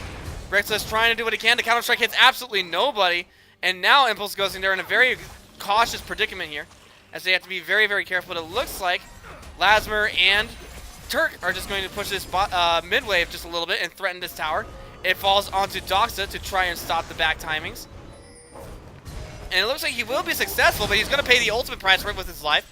But at the end of the day, they are able to possibly take down this inhibitor. They definitely have to damage this Karaoke just free-firing over there in the back line. Your nurse has to burn Flash in order to try and stop it from happening, keeps their inhibitor alive. But all in all, I don't think that was necessarily worth it, in my opinion, but it's probably the best case scenario for Impulse Ghosting. They are going to end up losing this dragon, though. And what's really hard to see about Impulse Ghosting right now, and we talked about this earlier a little bit in Champ Select, but the fact that they banned away they banned themselves out of the Jarvan pick, it just, you know, it's so hard for Hero to really get a good ult. Really huge if he can. And the heroic entrance is such a good ultimate. And oh, I see what you did there. Pun intended. Heroic entrance. Sorry, continue. Oh, sorry, my IQ's at like -0. But anyways, like, yeah, it's really tough. It's really tough for Hero to really get any good ultimates off here, get any good taunts off, because he's not in the middle, kind of this like, he's kind of like doing cleanup work, which is not what Galio does. He's the initiator. He's something that like goes in right after the initial engage, which, you know, usually falls on Rexless, but here we got a little fight. A little bit of an engage. It does bait out the ultimate from Turk and also from Luxie as Daisy once again. The first casualty of almost every team fight. The Baron, I don't think it's going to last much longer. Yeah, it's just about to end, so they are not going to have the advantage of being able to push with Baron this time around. So that is a little bit of breathing room created for Impulse Ghosting, but they still have to be very, very careful. As they are still trying to keep this tower alive. And we're running into kind of the same problem here that we did in Game 1. Yes, Impulse Ghosting are doing very well to keep themselves in the game. I think we both can agree that. But at the same time, that hasn't really translated into turret pressure. I mean, 1 turret to 6, that's a pretty big deficit to be in. Yeah, it's like looking very similar to last game. Not to sound like a broken record or anything, but this whole series is kind of a broken record where, you know, Ragnarok have like a bajillion towers, and, you know, unfortunately, Impulse Ghosting they only have 1 tower. But Impulse Ghosting, they're getting picks. They're finding their mark on Shimitora, on Doxa, which are very keystones to Ragnarok's composition here. But again, maybe your nurse might fall here. OG Swifty gets caught out, unfortunately, by the rest of the team there. He does eventually fall, as there's nobody left to save him there. Over on the flip side, though, we do have your nurse getting the kill onto Doxa with the help of Bluxy. So Bluxy there to save your nurse, but not to save OG Swifty. And with OG Swifty dead, that's going to be a lot of the wave clear for them, kind of gone. But at least they managed to survive the first Baron of what I can only assume, log, with how this game's been going, of many, as Baron is going to be up in another 50 seconds. Yeah, this Baron's going to be huge once again. Only 1 Earth Drake for our boys over in Ragnarok, so they might be a better chance for Impulse to make something happen in this fight. They might be able to contest it a little bit better. They don't have to worry about dropping as fast as they usually would. Whereas last few games, it's always been like 2 or 3 Earth Drakes going for the side of Ragnarok. So I'm interested to see how Impulse Ghosting is going to climb their way out of this one. Looks like they're already starting to slowly do so. Again, your nurse, he's not in the position where he was last time, so it's kind of hurting them, but where they lack in your nurse, they definitely do gain with Rexless. 5 and 3, so much farm. definitely outfarming his lane opponent. I would say he definitely won that lane for sure. But winning lane does not necessarily mean winning game, as we do know, as we are League of Legends players, and we unfortunately do know that. And this Baron, definitely on the eye, that's now live, but this is Shimitora, or not Shimitora, but Ragnarok's definitely to own for themselves. But a second tower, which will be a good pickup for them. Nice little bit of gold going over them finally, getting some sort of objective control, pressure in the lanes. To their credit, Rexilus is starting to really unlock as a split pushing champion. Level 17, 251 CS, way ahead of Karaoke Vlasmer. But Karaoke Vlasmer just one level away from unlocking his true form, his real potential. And it looks like they're just trying to threaten this Baron pit. They do get the hit onto Doxa. Doxa uses QSS. And here we go. We have another team fight here. Your Nurse doing his best to get out of the way there, but that is OG Swifty dies immediately. Your Nurse is going to go in. Your Doxa does have the spell shield up down as well. Your Nurse and Pluxy still trying to do their best to survive. Shimitora drops down low. That will be Gluten Free Panda going down, the first casualty for Ragnarok. Rexilus is still not quite done yet. Oh, there we go. And that will be the kill into Karaoke. So for now, Pluxy's going to get dumped. Oh, the flash though. The plays. Doxa will get the kill onto Your Nurse. Your Nurse is going to die. And it's just Rexilus and Pluxy down. Doxa doesn't quite get hit on by Rexilus. Rexilus has to be very, very careful. He does get the shield from Pluxy. Still alive for now, but Rexilus still needs to be very careful here as he might jump onto Shimitora. Yes, he does. And there we go. Shimitora dies. Rexilus doing absolute work here on this Jax pick. Turk dropped down really low. Pluxy getting the auto attack down. And Rexilus single-handedly wins that whole entire team fight for Impulse Ghosting. It's the ultimate bait, you know. Hey, look, we got a Vigor. Look at our carries. Psych. It's actually Rexilus who's the carry here, coming in with 9 kills and a 350 gold bounty. They're looking for Baron. He's completely out of mana, but that doesn't matter. They're gonna go for it anyways. Pluxy's here, but Blue Panda do not. Lasmer's up. Not take the thing down. And Rexilus, like you said, does not have any more mana. It's gonna be, and they're not doing this as quickly as you would hope. Pretty soon, Lasmer's gonna be here, and that blasting cone is still up as well. They're gonna try and hit it.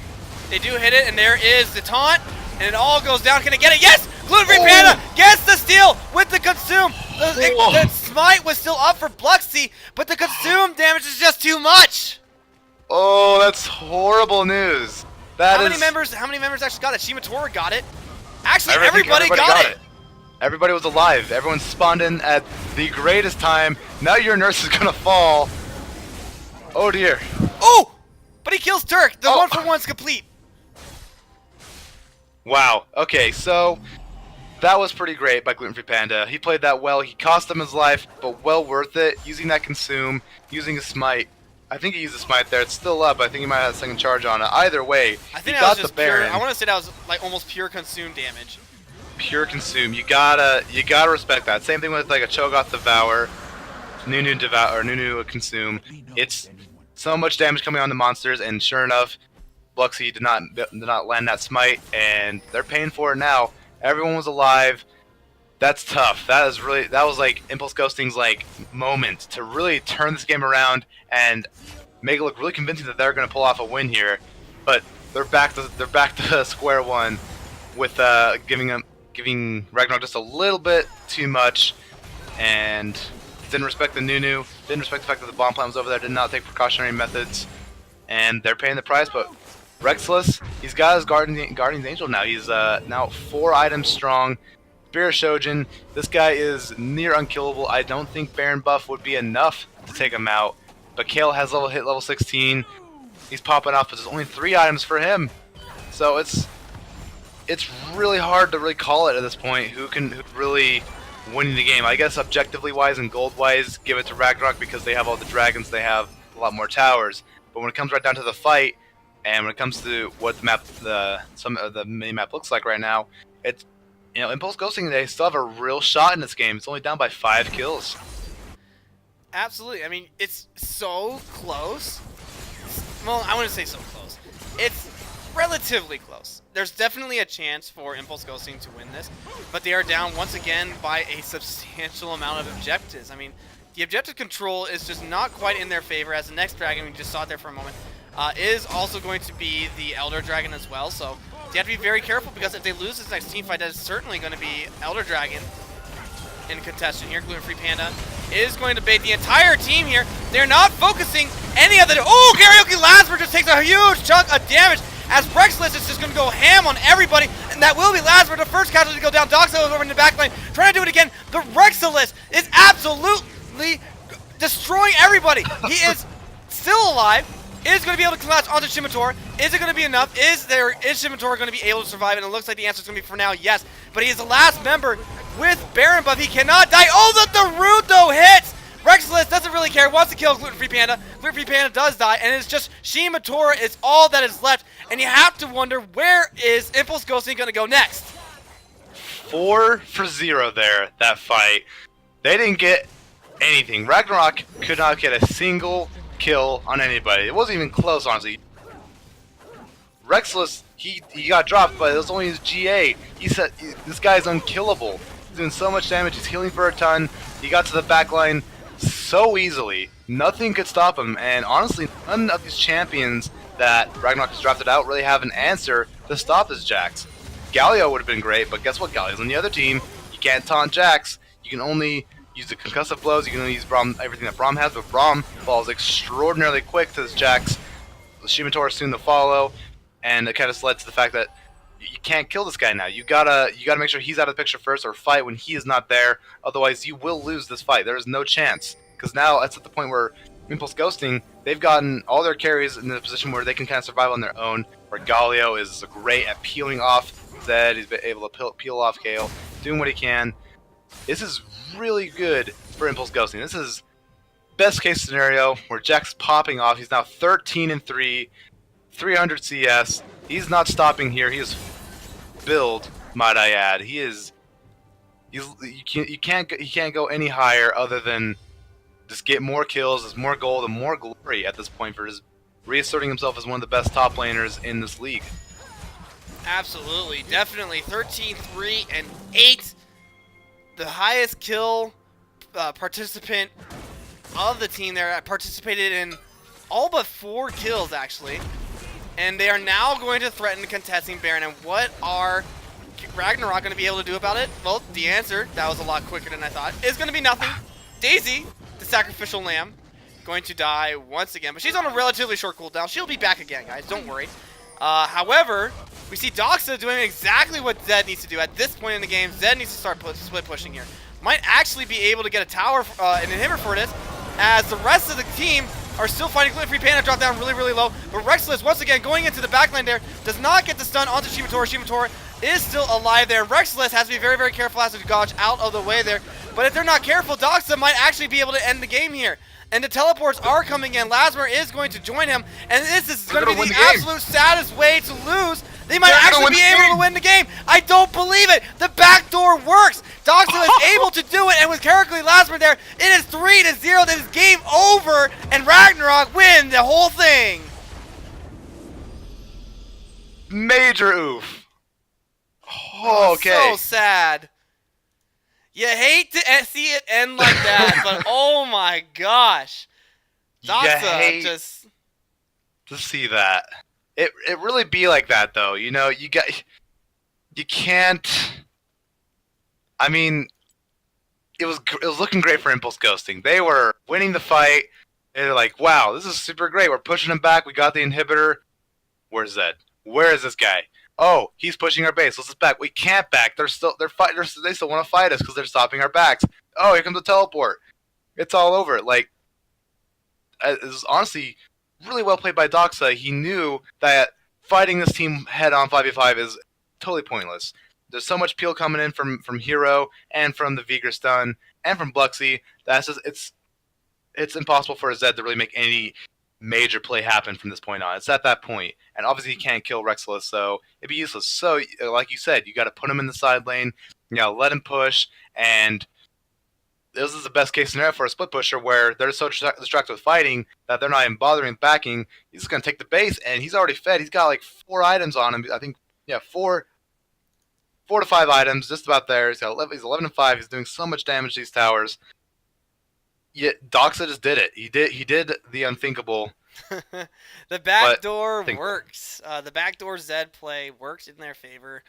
Luckily for Ragnarok as well, when that team fight happened mid, they didn't quite lose as many players as Impulse Ghosting really wanted to. But without much further ado, let's go ahead and get the tournament winners into the Aquadome. So I would love to see Lasmer once again in the Aquadome. I would love to see Gluten Free Panda. I would love to see Shimatora, Doxa as well, and Turk all in the Aquadome. And I would love to talk with their whole team as they have secured themselves the win and they get themselves the golden tickets, I should say, to the upcoming NALCS finals in St. Louis on April 13th. This coming Saturday, or not this coming Saturday, the next Saturday, following Saturday. But yeah, if we can just get all of Ragnarok, and after we're done interviewing Ragnarok, Impulse Ghosting, don't go anywhere. I would love to still have you guys on the desk as well. So after we're done with these guys, we'll get you guys on here. So stay tuned. All right, let's get them in. So we got Doxa, we got Gluten Free Panda, we got Shimator, and we got Turk. We got just about everybody except for Karaoke. There he is. Karaoke, he finally shows up fashionably late. But welcome, guys. Congratulations, the tournament winners, the undefeated. Well, I'm going to say undefeated. You guys did lose one game and forfeited the other two, so almost undefeated. But the clear winners in the tournament, the 3-0 victory. Not quite 15 minutes, like you said, Karaoke, but on the back of Doxa, I guess it's close enough. I thought it was, for me, it felt like a 15-minute loss top lane. Not gonna lie, dude. I was like, fuck me, this guy counterpick. Iron's always up here. Get me out of here, dude. Sorry. It's okay. He got solo killed level 5 XD. I solo killed the Jax, and then Iron started coming up, and I was just like, I can't play anymore. Okay, he got me. That's something that I would really like to talk about a little bit. There's a lot, like, kudos to Bluxy playing a champion. I don't think I would ever see him play on because he plays a lot of carry-oriented champions like Rek'Sai. He plays Jarvan. He plays Xin Zhao. Definitely not who I would see as an Ivern player, but he did relatively well. I would say he was definitely rooster blocking, if you will.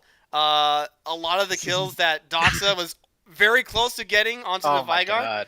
And everybody else as well. Those shields, when Yorners flashed into Dragon Pit to chase Doxa, and everybody else from Ragnarok was just like, hello. I thought for sure that was a dead Yorners, but honestly, that was... He lived for so long. Yeah. Their team comp was a really they drafted, I think. We were so surprised at the Iron pick, and then it made the game so hard. We couldn't kill anyone. Everyone would be like 1 HP, and they just wouldn't die. No, the Iron pick was great versus us. Oh my god. We knew towards the end that we had to split. There was no way that we were gonna win 5v5. Like, we would have to like outplay them so hard to win 5v5. Yeah. But instead, the best way was for us to split. Unfortunately, we were able to just buy time for Doxa to do his thing, so we got lucky there, I guess. Speaking of Doxa, I just want to say that was a great highlight clip. We got that clip for you in game number 1, where you teleported all over the place. Looked almost as good on Zed as Faker, but I just want to say that your Zed play, I wish we could have seen it earlier, because your Zed is insane, and I would love to have seen it more. Thank you so much. Yeah, we love his Zed. That's why I play some AP top laners for like the Vladimir and the Kale. I mean, why not? Just watching him in games 2 and games 1 and 3 on that Zed was just an absolute dream to watch. I mean, definitely punished the Veigar pick, which in my opinion was very, very questionable, knowing that all the assassins that basically just doo-doo all over Veigar were still up and around. I wasn't sure too much about it, but I mean, what did you think about it, Doxa? Yeah, I was really surprised he picked the Veigar. I was expecting an Ahri because that is his main champion, and usually people go for comfort when, especially in their last game of the season, potentially. So I was expecting the Ahri, and the Veigar really threw me off. I felt like it was kind of disrespectful because he knows I play Zed, and it is a really good counter to Veigar. So yeah, it really did catch me off guard, but ended up working well for me. I'll say, finish the game with the kill lead for the rest of your team there. Gluten Free Panda, we talked about. Log really likes your Nunu, and I have to say, definitely a champion that I think you personally have a lot of fun with. Yeah, I was a Mega Alolan the whole time. Not gonna lie. The Giga plays were there. I loved seeing you all over the map, doing what you can as Nunu. I mean, and oh man, the Baron Steel, like oh yeah, the Baron Steel, devastating for you guys, but that would have been a 2-1 series. Yeah, it would have been 2-1. Yeah, I had to get that for us to actually win the game.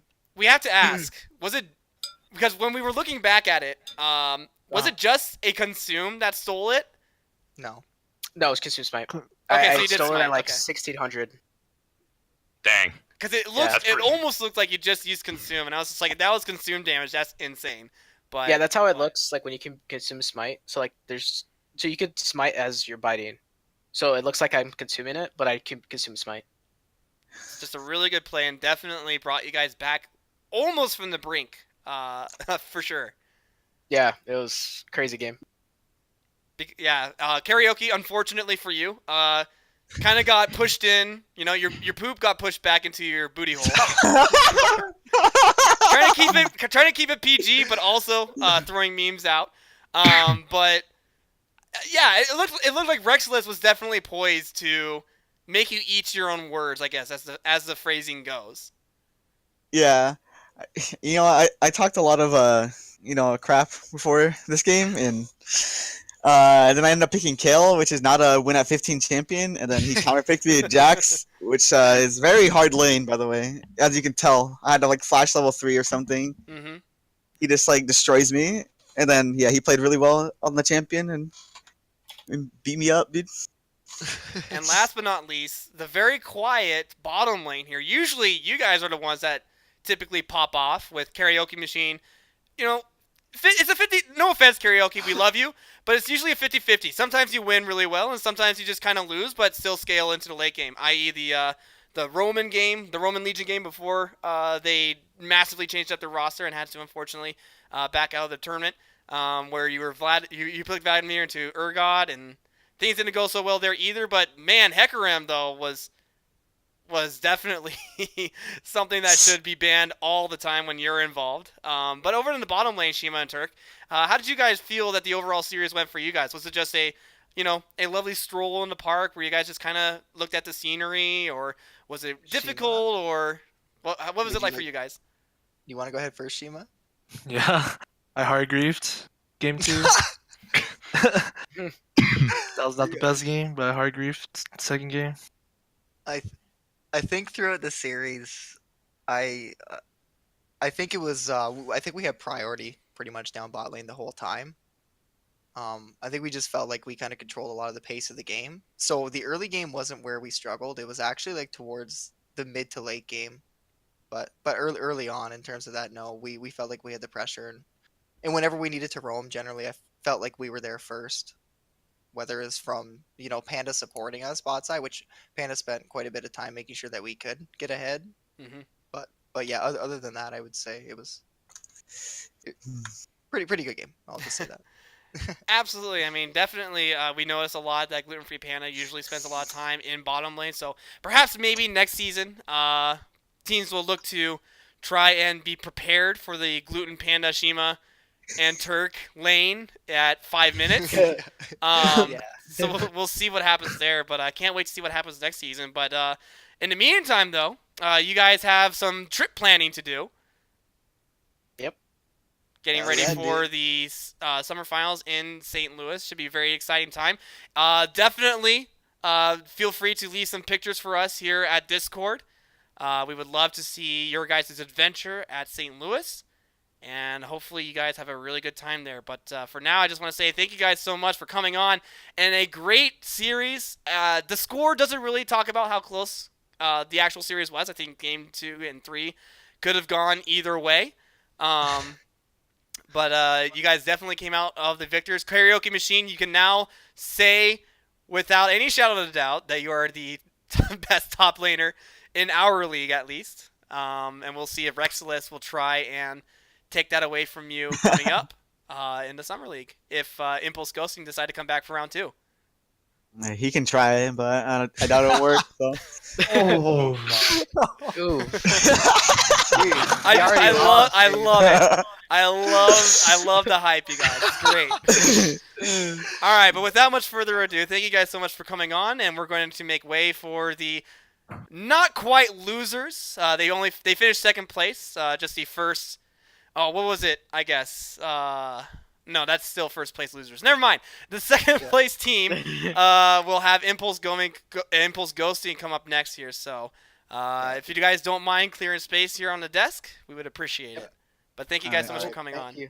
Have a good night. Thank you. All right, so Impulse Ghosting, if you guys are still around in the chat, if we can please have Bluxy, Hero, Rexilis, OG Swifty, I guess for one. and also Hero. So we got Bluxy, we got Rexilis. Are we going to be able to get Hero? If you ain't first, you last. There's He's Hero. here. Yeah. And what about the meme lord himself? Where's OG Swifty? I want to hear what he has to say. Yeah, he had to dip. He had to dip. Oh, that's too bad. Oof, super sad. But no matter, regardless, we still have at least 3 of the 5 team members from Impulse Ghosting here. Bluxy, Hero, Rexilis. I hope you guys aren't feeling too bad because games 2 and 3 were just so close. No, we're chilling. You know.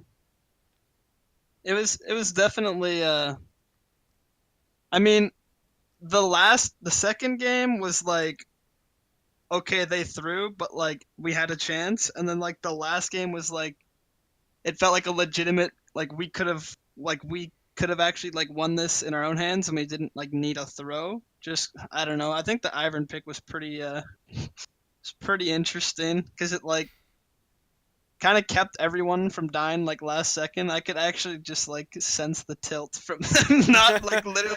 Honestly, like them with 1 HP. It made all of the teams fight super interesting. When your nurse tried his best to get himself killed in that dragon pit, I think that's the best example of just how awesome Ivern can really be. I mean, your shield timings, Bluxy, during that fight and many more down the road, it was actually super impressive. So I really just want to give you all the high fives and all the props that I can give you for that Ivern play. I mean, game 3, you really pulled out a fantastic Ivern. Karaoke machine confirmed, so tilted from that Ivern. But also, Rexilis, you were so strong there. You were literally a hair breadth away from making Karaoke regret everything in the earlier game 2 interview. Did you happen to tune in to hear what he had to say, or? Yeah, I heard. Yeah, but you were so close to actually being able to do it. Having the most damage, you were definitely on your way to definitely being a Game 3 MVP. I hope this is not the last time we get to see you, though, because I would love to see the rematch. Yeah. I mean, I played against Karaoke 2 times before. This time didn't really feel that much different, except he had his jungler up his butt. most of the games. Also, I just want to point something out that he said. Kale has no bad matchups, technically. Jax is just the worst good matchup, if that makes any sense. So, I was beating him on a champion that literally has no bad matchups. You can just sit there and spam E, spam W, just play safe. It's Kale. He had Nunu up there a couple times too, but after we started getting behind, Nunu was just screw him, I'm gone. So it was easy to take over the lane after that. Decided instead to go to the bot lane. Hero, you looked really good on the Galio as well. Even in game 1, it didn't quite go in your favor. But even in game 1, you had some really good highlight plays. Really want to highlight that flash 3-man flay that you did when you were in, what was it, mid lane, blue side mid lane? Yeah, that was a really, really good play there. Definitely a very a good Thresh player, but I mean, how did the bottom lane feel? Because OG Swifty, unfortunately, I would love to have him on here. Because I just want to like don't talk even to. get me started about the first game. Oh my god. I mean, the I'm first literally game was like, not this very is his good. pathing. I'm like, this is his pathing. He's going to go right here, and he's gonna gank you bot lane. Yeah, we And then all Hero's pointed it like, out, and then he's like, "Nah, fam." And we even said, "Jarvan's Hero's coming." like, yo, should we ward this? And he's like, nah, we're fine. And then I look bot and he's dead. I'm like, come on, man. Like, He had heal up too, didn't he? He had He heal did up. have heal up, I think. He Oh my struggled God. today. Fucking Swifty, He really man. did. It was definitely a rough series for Swifty, I think. Game 3, he started to look like that he was at least getting back into his groove, but definitely I think Game 1 had a lot to do with his mental going into game number 2, which also didn't quite go his way, although it wasn't as bad as Game 1, but other than that, things not going their way until we look at me in game 2. That was not fun to play. That's another thing too that we can talk about, Bluxy. I mean, how do you go from game 2 being hard, like bullied, to the point where I don't even know if it's like bullying. This is like it's like they had a vendetta against you or something like that. But going into game number 3, I think you looked a lot stronger. Do you think that has to do with the fact that you just decided that, all right, I guess I can't carry in the jungle lane, not against Ragnarok if they're going to keep playing like this? Not or was against, it more like not against Panda, man. The out jungle's too strong. But I took Ivern. You know, they offered the Ivern, and I was like, you know what? I may not enjoy shielding people the whole game, but I can definitely secure one of my buffs with this champ. So. Oh boy. But yeah, I mean, your Ivern play was just really, really good, and if only you had pulled that out sooner, I think it might have been. I may play it more often. I don't know. We'll see. Just depends on your team, right? Just in general, yeah. It was honestly not as bad as I thought it would be picking Ivern, but yeah, it was pretty good. I enjoyed playing it. Absolutely. So, Law, do you have anything that you want to add? Just well played from both the teams. I thought that even though it was a 3-0, it was a very close 3-0. Stomp, stomp, stomp. It was a so close. And then yeah, it's kind of. Yeah, if we got Aurelia for me that third game, we'd be having a fourth game right now. That's all I'm saying. They had to ban it away from me Really? though. I mean, it Karaoke's almost was scared. the fourth game on Jax. I know, but Aurelia is my best champion by far. So I make plays on that champ. I'm nutty, but Karaoke was scared, so he had to ban it. But he was begging his team for it. Alrighty, well, hopefully next time around in the Summer League, you guys will be able to pull that out and show him show him exactly what you mean in person, I guess, about that one.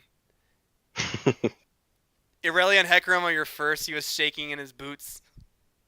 Well, Aurelia was my first, and then I just meta abuse whatever other top laner. So that happens to be Hecarim. So yeah. Absolutely. So hopefully we'll see you guys again in the Summer League. Until then, we do have. It's not going to be the end of our League of Legends stream, not by any means. We are probably going to take a week off, I think, from League of Legends. But I think coming up, we'll have some pretty exciting stuff. We'll have some caster showdowns where whoever's available on Tuesday, you guys can make yourselves available, and we'll do a kind of like a drafting kind of a system where each team captain, being myself, Log, left back, and JP, will have a set amount of money and will be able to draft via auction the players for our teams, and then we'll have a mini caster kind of a showdown thing. I think it'd be really fun. We might do some craziness stuff, like, I don't know, Earth, ARAM. Shoot, just something to kind of fill up the time before we can get some real league going, you know? But but yeah, stay tuned for that. If you guys feel like joining in on that, any of that, feel free to let us know. We'll definitely get you guys in there. Or we might do some scrims, maybe do some show matches, maybe get some games in that we didn't get to see before. Maybe we can have the rematch between Impulse Ghosting and Ragnarok, round 2, I guess. Before Make we it start blind the... pick. Make it blind pick. Make it blind pick. Oh, that's an interesting Blind thought. Karaoke, if you're still in here, what do you think about that? A rematch, but it's blind pick? His So look Silas at versus Silas and Myarelia, dude. Kindred. Easy clap. Easy clap, dude. Jesus Christ. That'll definitely be Easy something clap. that I might consider looking into. I think that would be a lot of fun doing some rematches with blind picks. See what all the crazy just come out with when no champions are banned and everything Then is Gluten open. gets Kindred. And it's an auto loss. We'll have to see. Oh, maybe your man. Ivern can come in clutch again and be annoying again on top of Rexilus Aurelia. We'll see. You already know. I would love to see if maybe One for All come back. I think it'd be pretty funny to see us have like a mini league or something while One for All is still live, and we see everybody pick some crazy comps, I guess, when they're Oh, all. I know my comp. If we're doing that, I'm taking the dub every time. I know the ultimate comp for that. I would love to see it, but keep it hush hush. I'll let you guys know when we do that. But we got plenty to kind of carry things over until we start the league again. But the league will start again in June 25th. And once again, just want to let everybody know that we are going to be at Salt Lake City Gaming Con as well, where we will be hosting a LAN League of Legends tournament. So if you're in the area or you're able to travel your way to Salt Lake City Gaming Con at the Salt Palace, last year's Salt Lake City Gaming Con was the 6th biggest gaming con in the nation. So if you guys are able to travel down there and hang out, and we'll have more information on that tournament as we get closer to the dates. So it should be a pretty fun time. But is there anything that you guys want to say before we close the stream down tonight? GG, well played. Yep, GG's. Yeah, about it. Alrighty, Log, what about you, man? Right. Same, honestly. GG, well played. Like, hope to see it again. Hope to watch some dope flipping League of Legends out of y'all, because those are some pretty hyped games. I can't play at that level to save my life. I can only pretend. That's why I cast. So to, I guess, get drops a little bit of info on kind of what I'm thinking for the Summer League. There's been some feedback saying that we should change up the prizes that we offer for our league. So coming in summer, I think we'll definitely give that a shot. We will open it up for discussion though first. There will be, so look for a post either tomorrow or this weekend where I'll be posting, hey, so we're considering doing a cash-only prize for the upcoming league. And instead of having we're still going to have tickets. But instead, we're going to raffle those off instead as kind of like a giveaway. So if you are interested in those tickets, you can enter into the raffle and things like that. And on top of winning some cash, you'll also be able to possibly win yourself a free ticket to the summer LCS finals at a location that will be determined later on, as they don't even know yet. Trust me, I asked. So. Oh wow. Speaking of prizes, like what did we win exactly? Did we get anything for second place? Okay, so yes, so we'll get in contact with Hero, who will send it out to the rest of you guys, or we'll just get in contact with everybody on Impulse Ghosting or SULESA and Teriyaki Boys. But I was talking about it a little bit yesterday, where you guys are familiar with the little like collectible statues that are on the League of Legends store, not the super big ones, right? But it's the little. Yeah. What? Yeah, I was agreeing. I was like saying, yeah, I know what you're talking about. Yeah. Okay. It's gonna be those statues like it's gonna be one of those statues. We'll offer like a selection that you guys can kind of choose from. You just kind of pick one that you like. They'll be at a value of $30 to $35. So essentially, you're not coming away with absolutely nothing. You'll have made some money placing second. But yeah, you'll be getting a nice little statue to kind of add to your collection if you have one, or start a new one. That's pretty lit. Sweet. But yeah, coming up summer, we will be doing cash instead. So instead of getting a statue next season, I mean, again, we're going to be opening up to discussion. So if there's anybody who would rather see those prices for second, third, or first, or whatever, definitely you'll have an opportunity to let your voice be heard. I'm just letting you guys know that we're thinking about switching it over to cash for the summer in both divisions, upper and lower. Alrighty. Cool. Cold hard cash. Dollar bills, y'all. All right, thank you, and I think that'll be it from the rest of the stream here. I can't think of anything else to say. But yeah, stay tuned for more information. We'll have plenty more information about League of Legends coming up. Salt Lake City Gaming Con, the upcoming Summer League, and Hero and Karaoke Machine, or not Karaoke Machine. He's not the team cat of Gluten Free Panda.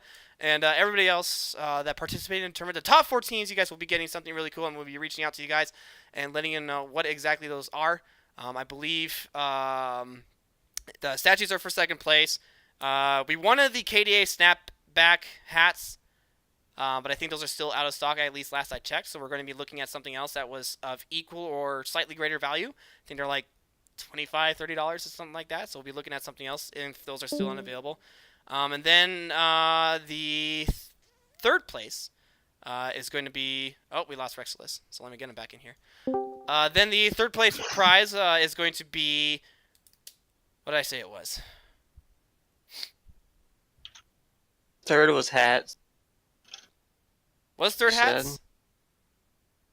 No, it was something else. Hold on. Let me take a look at the message here because I've been discussing Oh it. shit. Oh, right. It's going to be like a one of the $20 shirts. I think we were looking at the new anime ones, the anime series. I think there's like a shirt that was like $20 or something like that, $20-25. So those will be the third place, and the last place prize is going to be some unique posters that we found through the interwebs. So there's some pretty awesome posters that are out there. We'll be choosing a few of those, and they'll be able to choose those, and we'll be able to mail those out as soon as those choices are made. So in a nutshell, those are the prizes, at least for the spring league. But for summer, we're looking at a different option. So let me know in the Discord what you guys think should happen. So until then, yeah, got nothing else. Thank you guys so much for coming onto the desk. I know it's been a long night, but I look forward to seeing what you guys can do later on, and hopefully you guys continue to hang out with us, and we'll have some pretty awesome league fun time, I'm sure. Going forward. GG's. Talk to you guys later. GG's. Thank you guys so much. GG. I am your host, Revenite, and Log is here, being the amazing caster over to my right. And from both of us here at the League Esports, thank you guys so much for tuning in to our spring finals. Congratulations to both teams. And we look forward to seeing you guys next time. Stay tuned for more League of Legends info.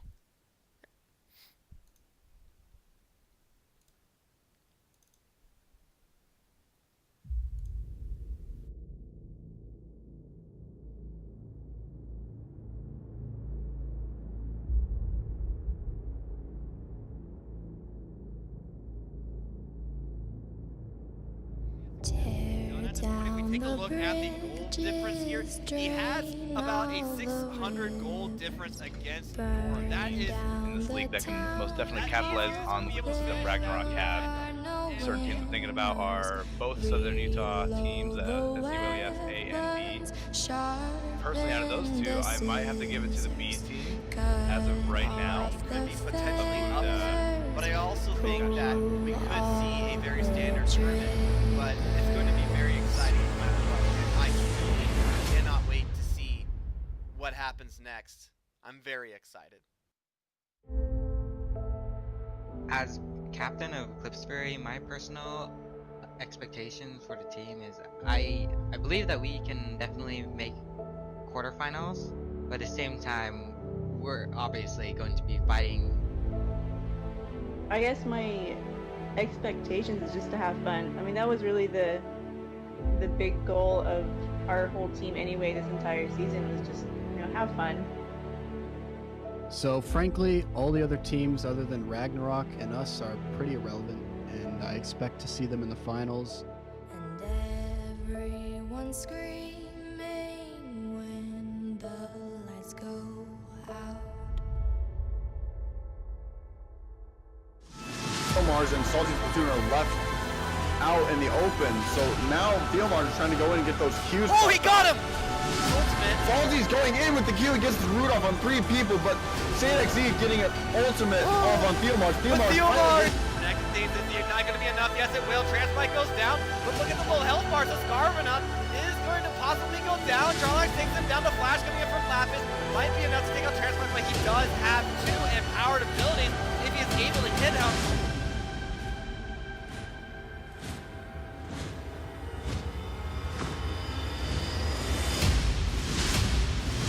Let's goes in. Counter strike. Braum having to use his ultimate, but OG's Rexel is actually getting killed here.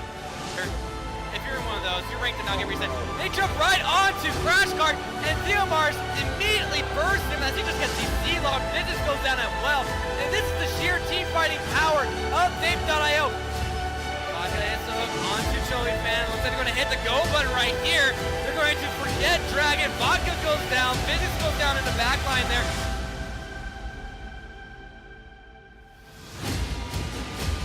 Ooh, what a threat on that hook! What an approach by Herox, and Gummy Hat's going to be forced to use Flash, and he already burned heal to try to save Chili, but it's just